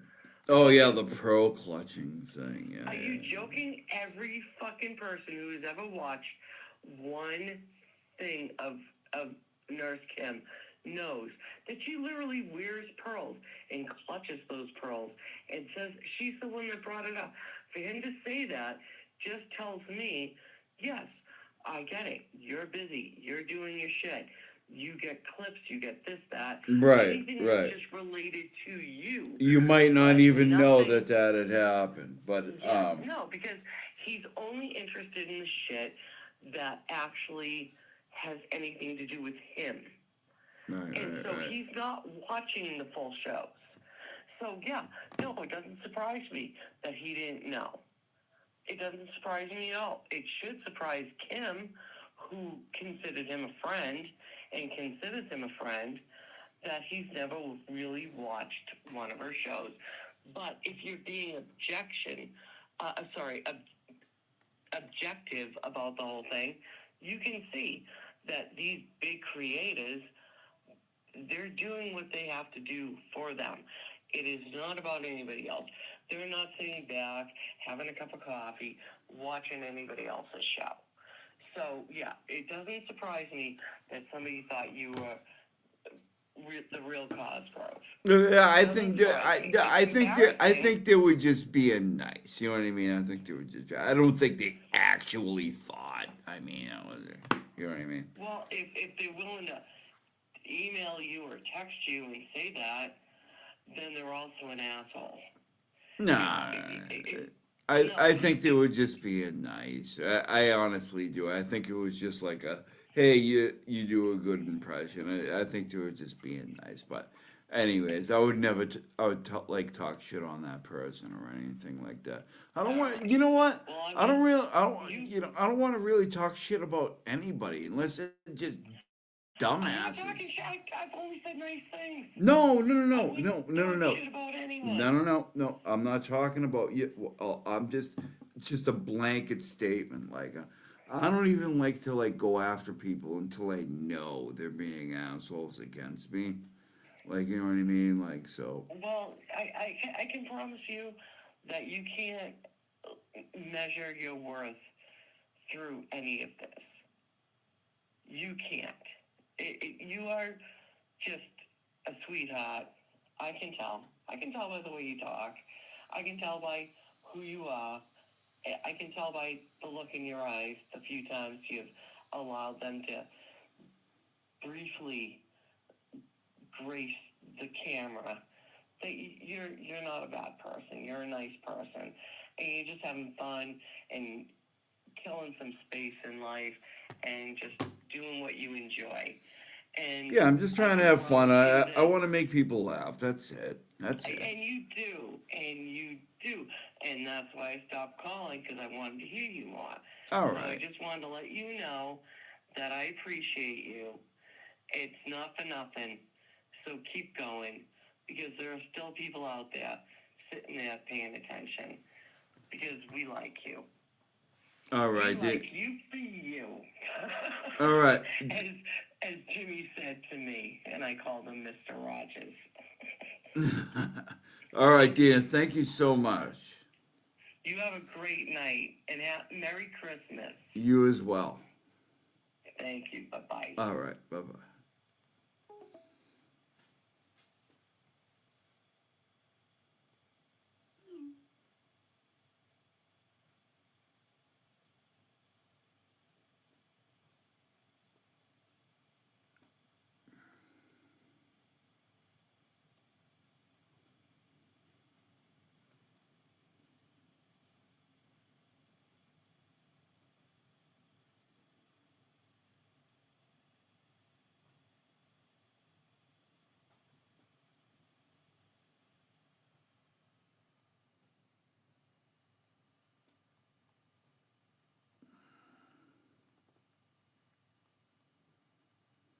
All right. Is anybody else going to call in, or are we good? Why is this not working? God damn it. You are unable to send this. Charlie Lynn, thank you so much. I can't send a message right now. I don't know why.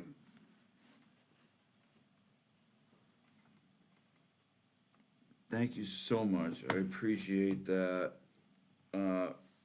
Wait, what the hell? What is today? What is, all right. So Turtle Boy's going live today. God damn it. When doesn't he? When doesn't he go live? Okay.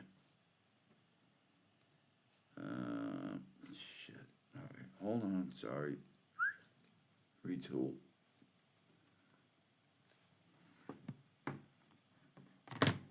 Yeah, this whole thing is hard to keep track of. Thank you, Charlie, so much. Also, who is this? Laura. Thank you very much. I really appreciate that. I am not monetized yet. I only have like a third of the hours complete to be monetized. So I really appreciate that very much. And I just sent a thing. Incredibly nice of you. Can you also hear me? Am I just talking to myself? I could be talking to myself. I have no idea.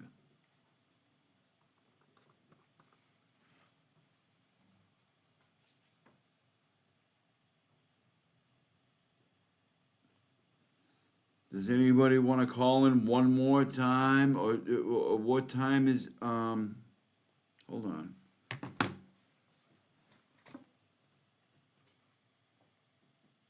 When is Aiden going?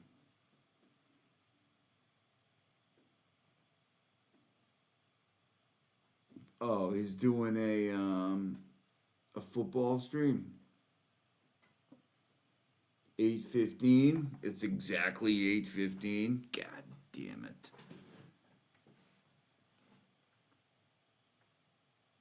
Well, if anybody wants to call in one more time, because he's got like 8 minutes of intro, please do.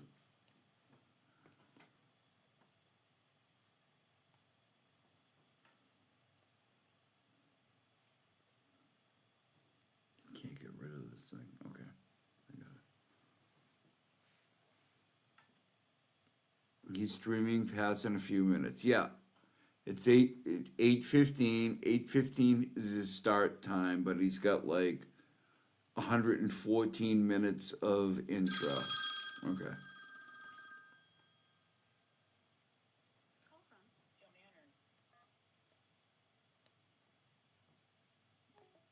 Oh my God, she hung up. I'm calling your ass back. Hold on.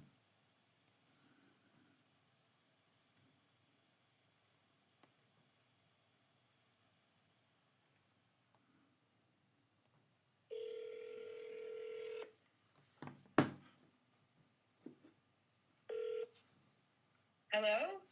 Yeah, this is Cossy. Gee, why'd you hang up on me? Oh my god. Cossy. Oh, I'm like so honored to be talking to specially appointed prosecutor Robert Cosgrove. When you said I'm down with the cause, all I saw was like a new title, like down with the COZ. Did I say that? Yeah, you said, I'm down with the cause. Down with the cause. That And I said, might be a new we're all down with the tagline. cause.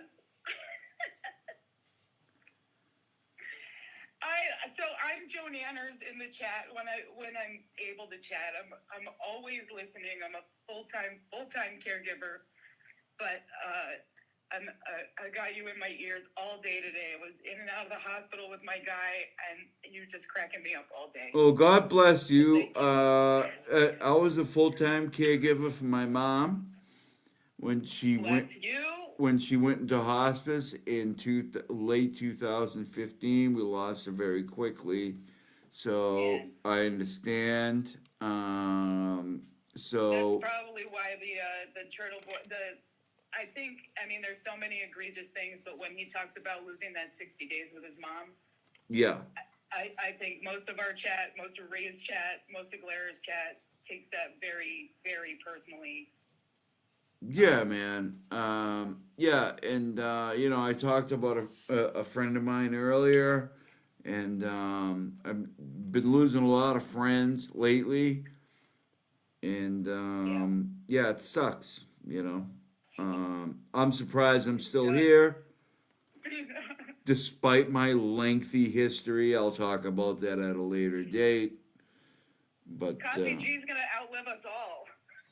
Auntie Bev's gonna outlive you know what? All these pieces of shit are gonna be in their You know what? 100th birthday while we're in our, You might be right about that. I mean, Jesus.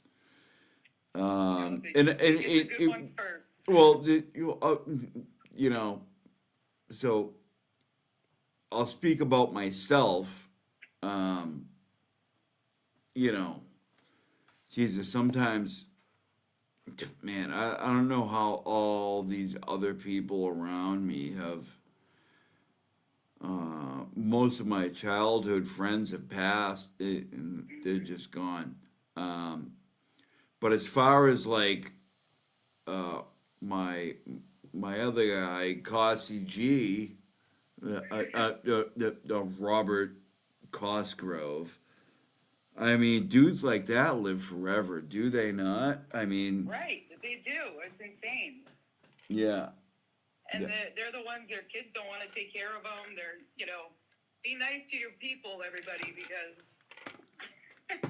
you might need us. But those are the guys that live forever. And sometimes I lost a lot of friends, of course, during. I don't know if it was because of COVID. During that time, there was a lot of weird stuff. But sometimes I feel like, you fucking left me here? How could you leave? Like my friends and the closest family, like, you left me here on Earth, you bastard. Yeah. And that doesn't mean I'm Yeah. How dare you, son of a like, bitch? How dare you? When it's your brother or what the hell? Yeah. Especially when Now what am I gonna do? Now what the fuck am I supposed to do? Hey, jerk. Yeah, we're the ones that suffer. Yeah. Yeah. And it's the same thing with John O'Keefe. Of course, John. There's so much community around being a peace officer. Like Turtle Boy says, like he wasn't like the kind of cop. He was the everyday go in, get your pension kind of cop, and that was the good kind of cop. And of course, the one that takes in his sister's kids and makes a life no matter what Karen and his relationship was. It's like, I think there was a lot of that. Like, oh, John is gone now. Fuck. You know, Yeah. And part of the community as a friend and a brother and all of that. It's not just that he was a cop. It's cool that he was a cop. yeah, and my old man was a cop for 40 years. So I get it. You know what I mean? Like there were, I mean, and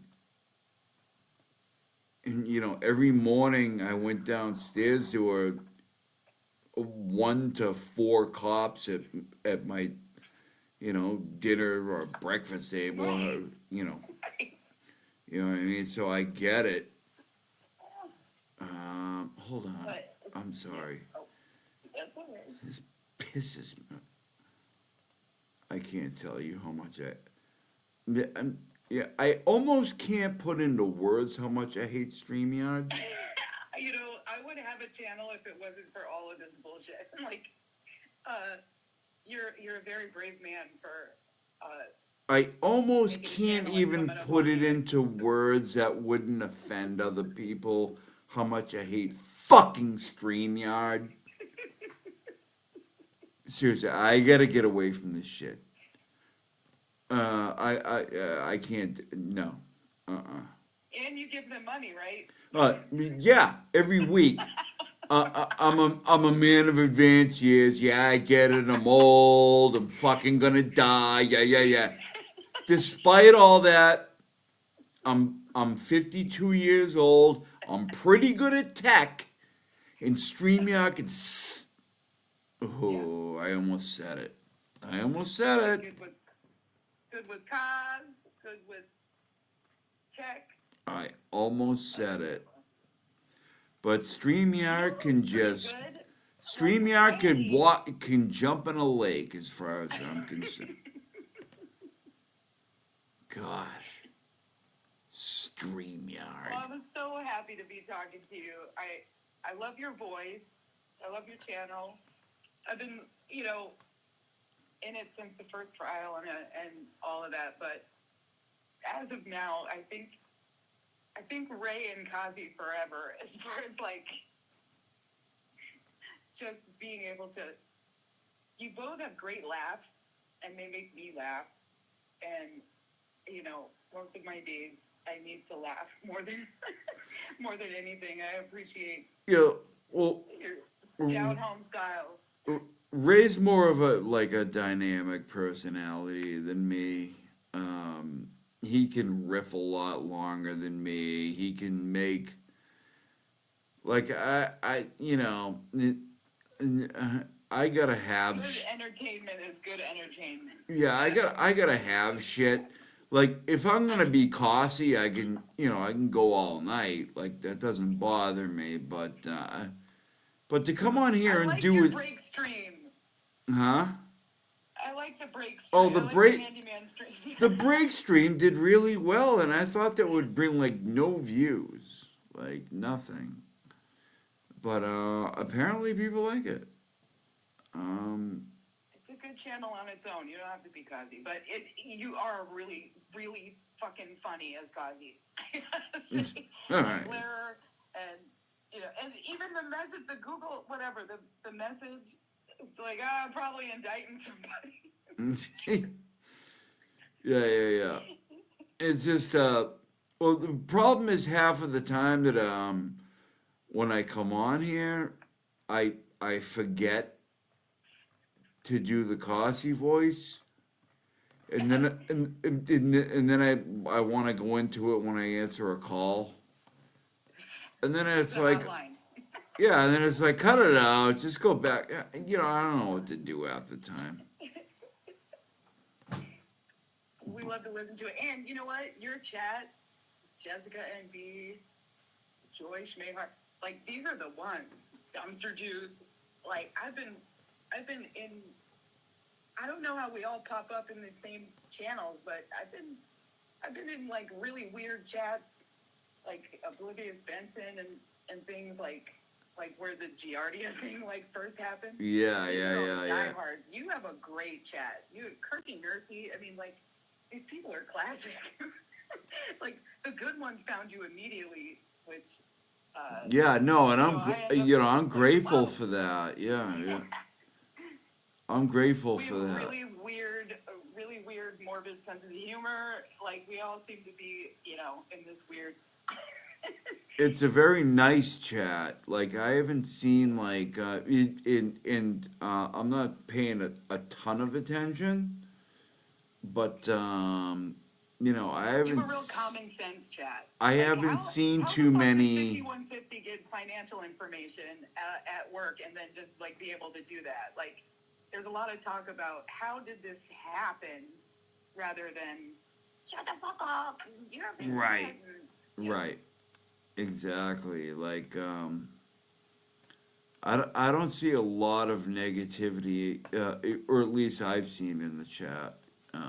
So, anyways, I'm probably gonna shut it down. I mean, TB has decided on a Sunday night to go live with Purple I Kool-Aid. gotta say something though. I'm from back east. I live in Arizona. I miss back east very much. I hated that I couldn't come to the Wilbur. I hated that I couldn't come to rallies and things like that. But when, but like basically my entire family is in Jersey and the tri-state area. Like, so like you just talking, Nurse Kim just riffing about anything. It's the accents and the time of year and everything is very nostalgic to me, and Jimmy and all that. And I feel like I don't consume any other content than back east content, and it's like really comforting a lot of the time being out here in literally the Wild West. Like nobody understands anything about back east. Nobody even really. I mean, there's a lot of back east people. We're like the Florida of the West, where there's all these back east retirees and stuff. So, I get a little bit of my fix with like family cops and robbers from back east and everything, and that's why I really enjoy the chat and enjoy just the conversation. But I have to tell you, I came across the other day a message machine tape from my great grandmother, and you said something. I'm 52 years old. She goes, I turn it on, and she goes, she's leaving a message for my aunt. Loie, it's Grandma. I'm 87 years old. I'm all alone, and no one gives a damn. It's just the best back east shame message. Yeah. It's all over this trial and all over this chat. I'll just eat cigarette butts in the corner like a dog. Nice. Well, you're doing great. I'm sorry about your wife in the basement. Well, I don't know if you heard. That was a ruse. Oh. She's alive. She's out square dancing? No, she's down in the chair. She can't move and shit. Hold on. Hold on. She can't move. She can't move down there, but she has a bell. I haven't heard it in a couple days, but listen, that was a ruse so I could go on Tinder and swipe right and left and up the middle if I wasn't sure. Okay? All right. But no, she is very much alive, I think. Hold on. If you give me like 10 minutes, I can call you back and I can let you know. But for right now, I think she's alive. Anyways, I put a picture up of my old man who I just got 2 days ago from a friend in the family who found it in the yearbook, the police yearbook, where he was a cop. And his name is Adelbert, and that was my grandfather's name. And he would have to be tough with a name like Adelbert, and he would kick the shit out of me. All these guys, all the old old guys. I love taking care of the 90-year-old World War II guy. Like, they are hysterical. They have the best advice. They're the toughest motherfuckers on the planet. Yeah. No, he certainly was. And I just kind of, Jesus, I'm a minute away from 4 hours. God damn. Go to sleep. You're old, remember? Yeah, I remember. How could I forget? I mean, I'm fucking in my own body over here. All right. Sorry, man of advanced years. Yeah. Okay. Thanks for the time. Have a good night. Thanks for calling. Talk to you next time. All right, everybody, screw this shit. I mean, you know what I'm saying. Will Glare decides to go like 2 hours late, and then Turtle Boy just on a sporadic Sunday night decides to go live at 8 o'clock for whatever reason. So here we are with like 14 people. I don't even know where we're at. Jesus, you can't plan this shit. Oh, 29 people. It's not nearly as bad as I forgot. All right. Well, anyways, we just hit 4 hours, people. Wait, did somebody? Yeah, fucking screw it. Anyways, that's a picture of the old man there. He got up on the screen from the, late 70s, maybe? Early 80s? Anyways, everybody have a good night. Thanks for being here. We're going to jump into more shit later.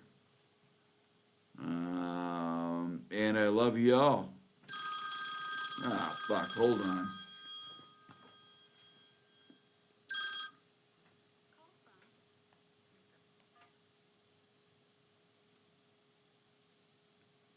Hello, may I ask who's calling? Samantha, nefarious. Yeah. Hello? Good evening. Good evening. Hi, how are you? I'm good. How are you? Okay. I know that you've been on for 4 hours. I know you were about to end. Were you about to end it? No, we'll take a phone call. I mean, screw it. I mean, Turtle Boy is purple Kool-Aid drinker on. With his big ass biceps in the way. I have no idea who the purple Kool-Aid is. Sorry. Yeah, me either. I don't know. He's on X, but anyways, go ahead. What do you got? Oh, well, I was interested when you were talking about the 23andMe. I love genealogy, and nobody ever talks about that. So, about your dad, did he tell you that you were Polish or He did. Italian? What Yep. did you think? He said we were Swedish, we were Irish, and a little bit of Native American. Everybody has that. Ooh, just a little Native American. Yeah, I know. Everybody wants to add that in. Yeah. Exactly. Especially, we're from New Jersey, and I know you're from Massachusetts. A lot of people do have some American Indian or Native American, whatever you want to call it. 0. You have none, yeah. Yep, come to find out. Come to find out, I'm 80% English, or Welsh, or whatever you want to call it. 20% Ashkenazi Jew. It's a good combination. Like 80% is pretty high. Yeah, it's not bad. And all that Jew was from my mother's side. And I did, anybody that does any research at all knows that the Ashkenazi Jews were the ones that were the ones who suffered the worst during the Holocaust. Right. Yeah. So those are my people. So like some people, like every once in a while, people will say shit, like, you know what I mean? Like they'll make like a Jew joke or something like that. I'll be like, fuck you, you piece of shit, it's my people. And you know, me looking the way I am, they're like, please, what are you talking about? Just shut up. And then I can show them my lineage on my phone and be like, fuck you. But no, I mean, it's not a joke thing. I mean, really, I mean, geez, and you know, it's horrible. I mean, I feel the same way about the Holocaust as I do about it now. I was led to believe I was this thing my entire life, and then I find out that I'm actually Ashkenazi Jew, which is strange. It's really weird. So it was just a few years ago you found out that? Yeah, 20. During COVID. Yeah, during COVID. Yeah, 2020. Nuts. Yeah. I mean, that's interesting. Yeah, really weird. Here I am thinking I got Irish in me, I got, Swedish in me, whatever. So no Swedish at all? Nothing. Not a goddamn smidge. I have a lot in mine if you want me to tell you what mine is. Go ahead. Okay. We were always told we were Irish, English, and French. Mm-hmm. So we are those three. And of course, one of the family members did say American Indian. Again, like with the Jersey. Just a smidge. Don't worry about it. Yeah. So I don't have any Native American spoilers, Mm-hmm. but I have 2% Asian. So some people say, and I'm not a geneticist or historian or whatever, but a lot of people say that some American Indian do have Asian descent or something. So maybe that's where my family thought there was something, but whatever. So it's mostly Irish, English, and the two other things were Scandinavian or Swedish. No, not Swedish. Scandinavian and something else I forget all of a sudden, but whatever. Oh, Italian. Sorry. Oh yeah. I knew we were Italian. Yeah, I've never been accused of being Italian for sure. No, me neither. I have red hair. I'm very pale, but my brother has very dark hair. You know Jimmy, Auntie Deb. That's your brother? No, oh my God, I wish. Yeah. No, my brother looks just like him. Is what I was going to say. Oh, okay. Which you wouldn't think he looks like a lot Irish and English per se. Well, a lot of Irish dudes have like black, like very dark hair. That's true. Yeah. Yeah. Well, that's interesting as hell. What else is going on? Oh, nothing much. Nothing much. Yeah, it was a shocker to me. Yeah, I bet it was. I was like, what? But okay. So I knew there was some Jewish coming from my mom's side, but even they didn't know their extent of their Jewish blood. Right. It was a shock on both sides. Mm-hmm. But like I didn't at that point in 2020, I didn't have anybody to tell. My parents had both passed away in 2016. So it's not like I could like dunk on them. You know what I mean? And be like, hey Dad, you were wrong, dude. What the fuck, man?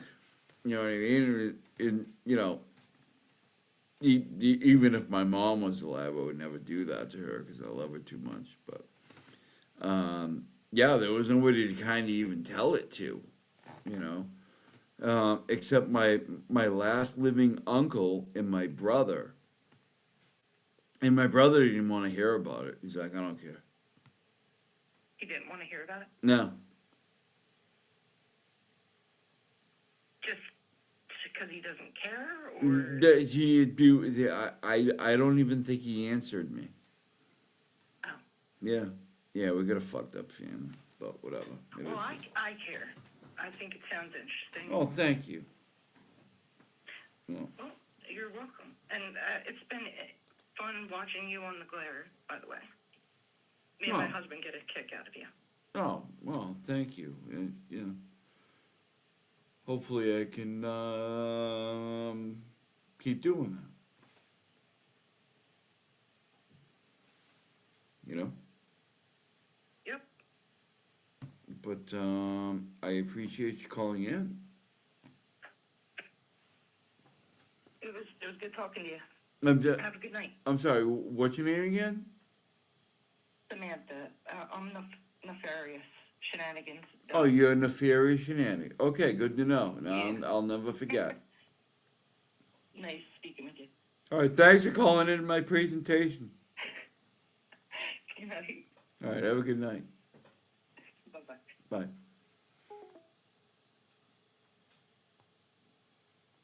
All right. Are we done, people?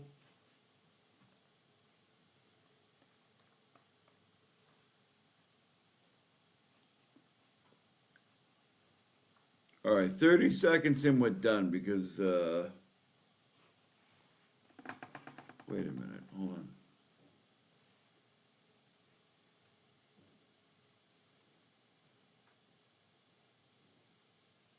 And 20 people up in here.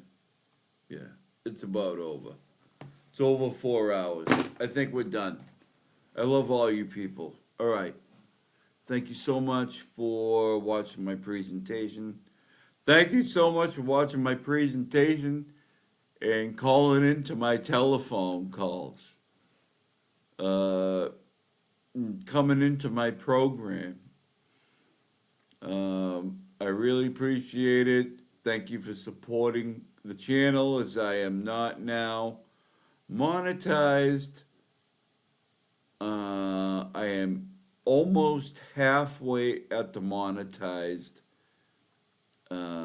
status. I have to stream as much as these other people, and I can't bring myself to do it. There's just not that much to talk about. I don't want to stream every day just to stream. It doesn't feel right to me. I gotta talk about shit. And it takes me a couple days to come up with it. I'm not just gonna come out here and bullshit you. So that's kind of where I'm at right now. That might happen in the future. I might come on here and try to, no, I won't do that. But I just can't come out here with like nothing and be like, hey everybody, how's it going? Good to see you. Hey, let's replay this person shit. Let's do this, let's do that. No. I want to have stuff that, you know, you know what I mean? Maybe you haven't seen before. Maybe you have seen before, but coupling it with this other stuff may make you think differently about it.